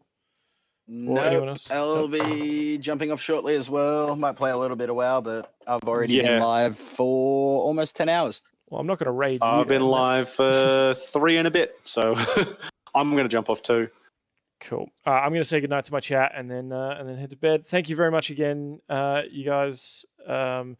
Thorendir, Ymir, Winfred, Pauly, and to a lesser extent Pauly, who only popped in for like a moment. But that was an incredibly good session. I had no idea which way it was going to go, and I had a ton of fun running it. Yeah, I feel like it ran pretty smooth, really. I think so too. That was a pretty smooth run, considering all of the factors that we did there. So there was every chance as well. I mean, like you probably know this. There's every chance as well. You saw how many creatures were in that castle. Like there was every chance that you got into a massive fight. Yeah. That we would have to run away from. Yeah, I mean, Jimmy might be able to hold the line. Timmy, yeah, I was really worried about Timmy doing the stealth thing and cocking it up when he got the low roll when he got spotted. Yeah. Damn it. When he did the low roll and he got caught, I was like, oh God, it's all over. It's all over. They're going to call out and it's going to be completely clusterfuck. That's why I walked inside and closed the door. Yeah. It was a. And the fact that you murdered them in your very next turn, I think helped prevent a lot of problems. That crit was a lifesaver. Absolutely. Yeah, I was very, very happy with my luck then. But I've been pretty lucky with my stealth shit. Yeah. Thank fuck for that. And now that I've actually dash away, I'm a lot more useful in melee combat. True. And I hit really hard actually for Rogue. Yeah. Yeah. And I think as a swashbuckler as well now, you actually get bonuses for isolating a target. So it's not just like you need someone nearby. It's like if you can get them on their own, even if it's just you and them, right. It's like one-on-one duel. Yeah, you're actually good at that. I'm pretty like if themselves, I'm always at advantage. Mm-hmm. Which is very useful. And I mean, Gundren was an ally, so you got sneak attack in that instance as well. So yes, true. Cool. All right, I'm gonna do the good nighty things and then raid someone and then call it a night. Cheers. Have a lovely evening. Guys. See you lads. See you later, guys. Cheers, guys. Later, boys. All right, just you and me. Hold on. Let's get rid of these lads here. Thank you very much for spending the time and hanging out. If you're still here, I hope you had a lot of fun with our D&D nonsense. Can I do this? No. Ending stream. We're going to call it a night here and pack it in. But if you haven't already, please consider hitting follow. I threw up before the links as well for Twit Games. I'm Dylan James and Mr. Brightside, who were playing Thorendir, Grimsbane, Ymir, and Winfred, respectively. And I believe they streamed their point of view of the game as well. At some stage, we'll organize have all their cameras here or some kind of funneling in. And as Min Clark suggested, maybe we can use loyalty points in the future for influencing the game in a particular way. So I'll consider a way how to do that by next week. So the next Tatts Tarasques or Lost Mines of Phandelver game will be on Thursday next week. We will be back on Tuesday with the Red Hand of Doom Fancy Lads campaign. They're at 8th level. They're a lot higher level, a little bit more advanced in what they can do, and you can catch up on that story and a lot of what's going on there by going to the Nonfiction Gaming YouTube channel. So let's see if we can give some love to someone on our way out here. Ideally, I want to share some love to my very special friends, Rage and Rolls, if they're still live. And I believe they are. They're another D&D group based in Australia, and I would massively appreciate it if you show them some love. And if you've been enjoying D&D tonight, you may as well tune into them too. Why not? So again, thank you. You're appreciated. I appreciate you for spending the time late on a Thursday night our time to hang out with a fuddy-duddy like me playing D&D. And I hope you have a wonderful weekend, and I'll catch you next week. I've been your Sheriff Dan, Dungeon Master of the Gods. Have a good night.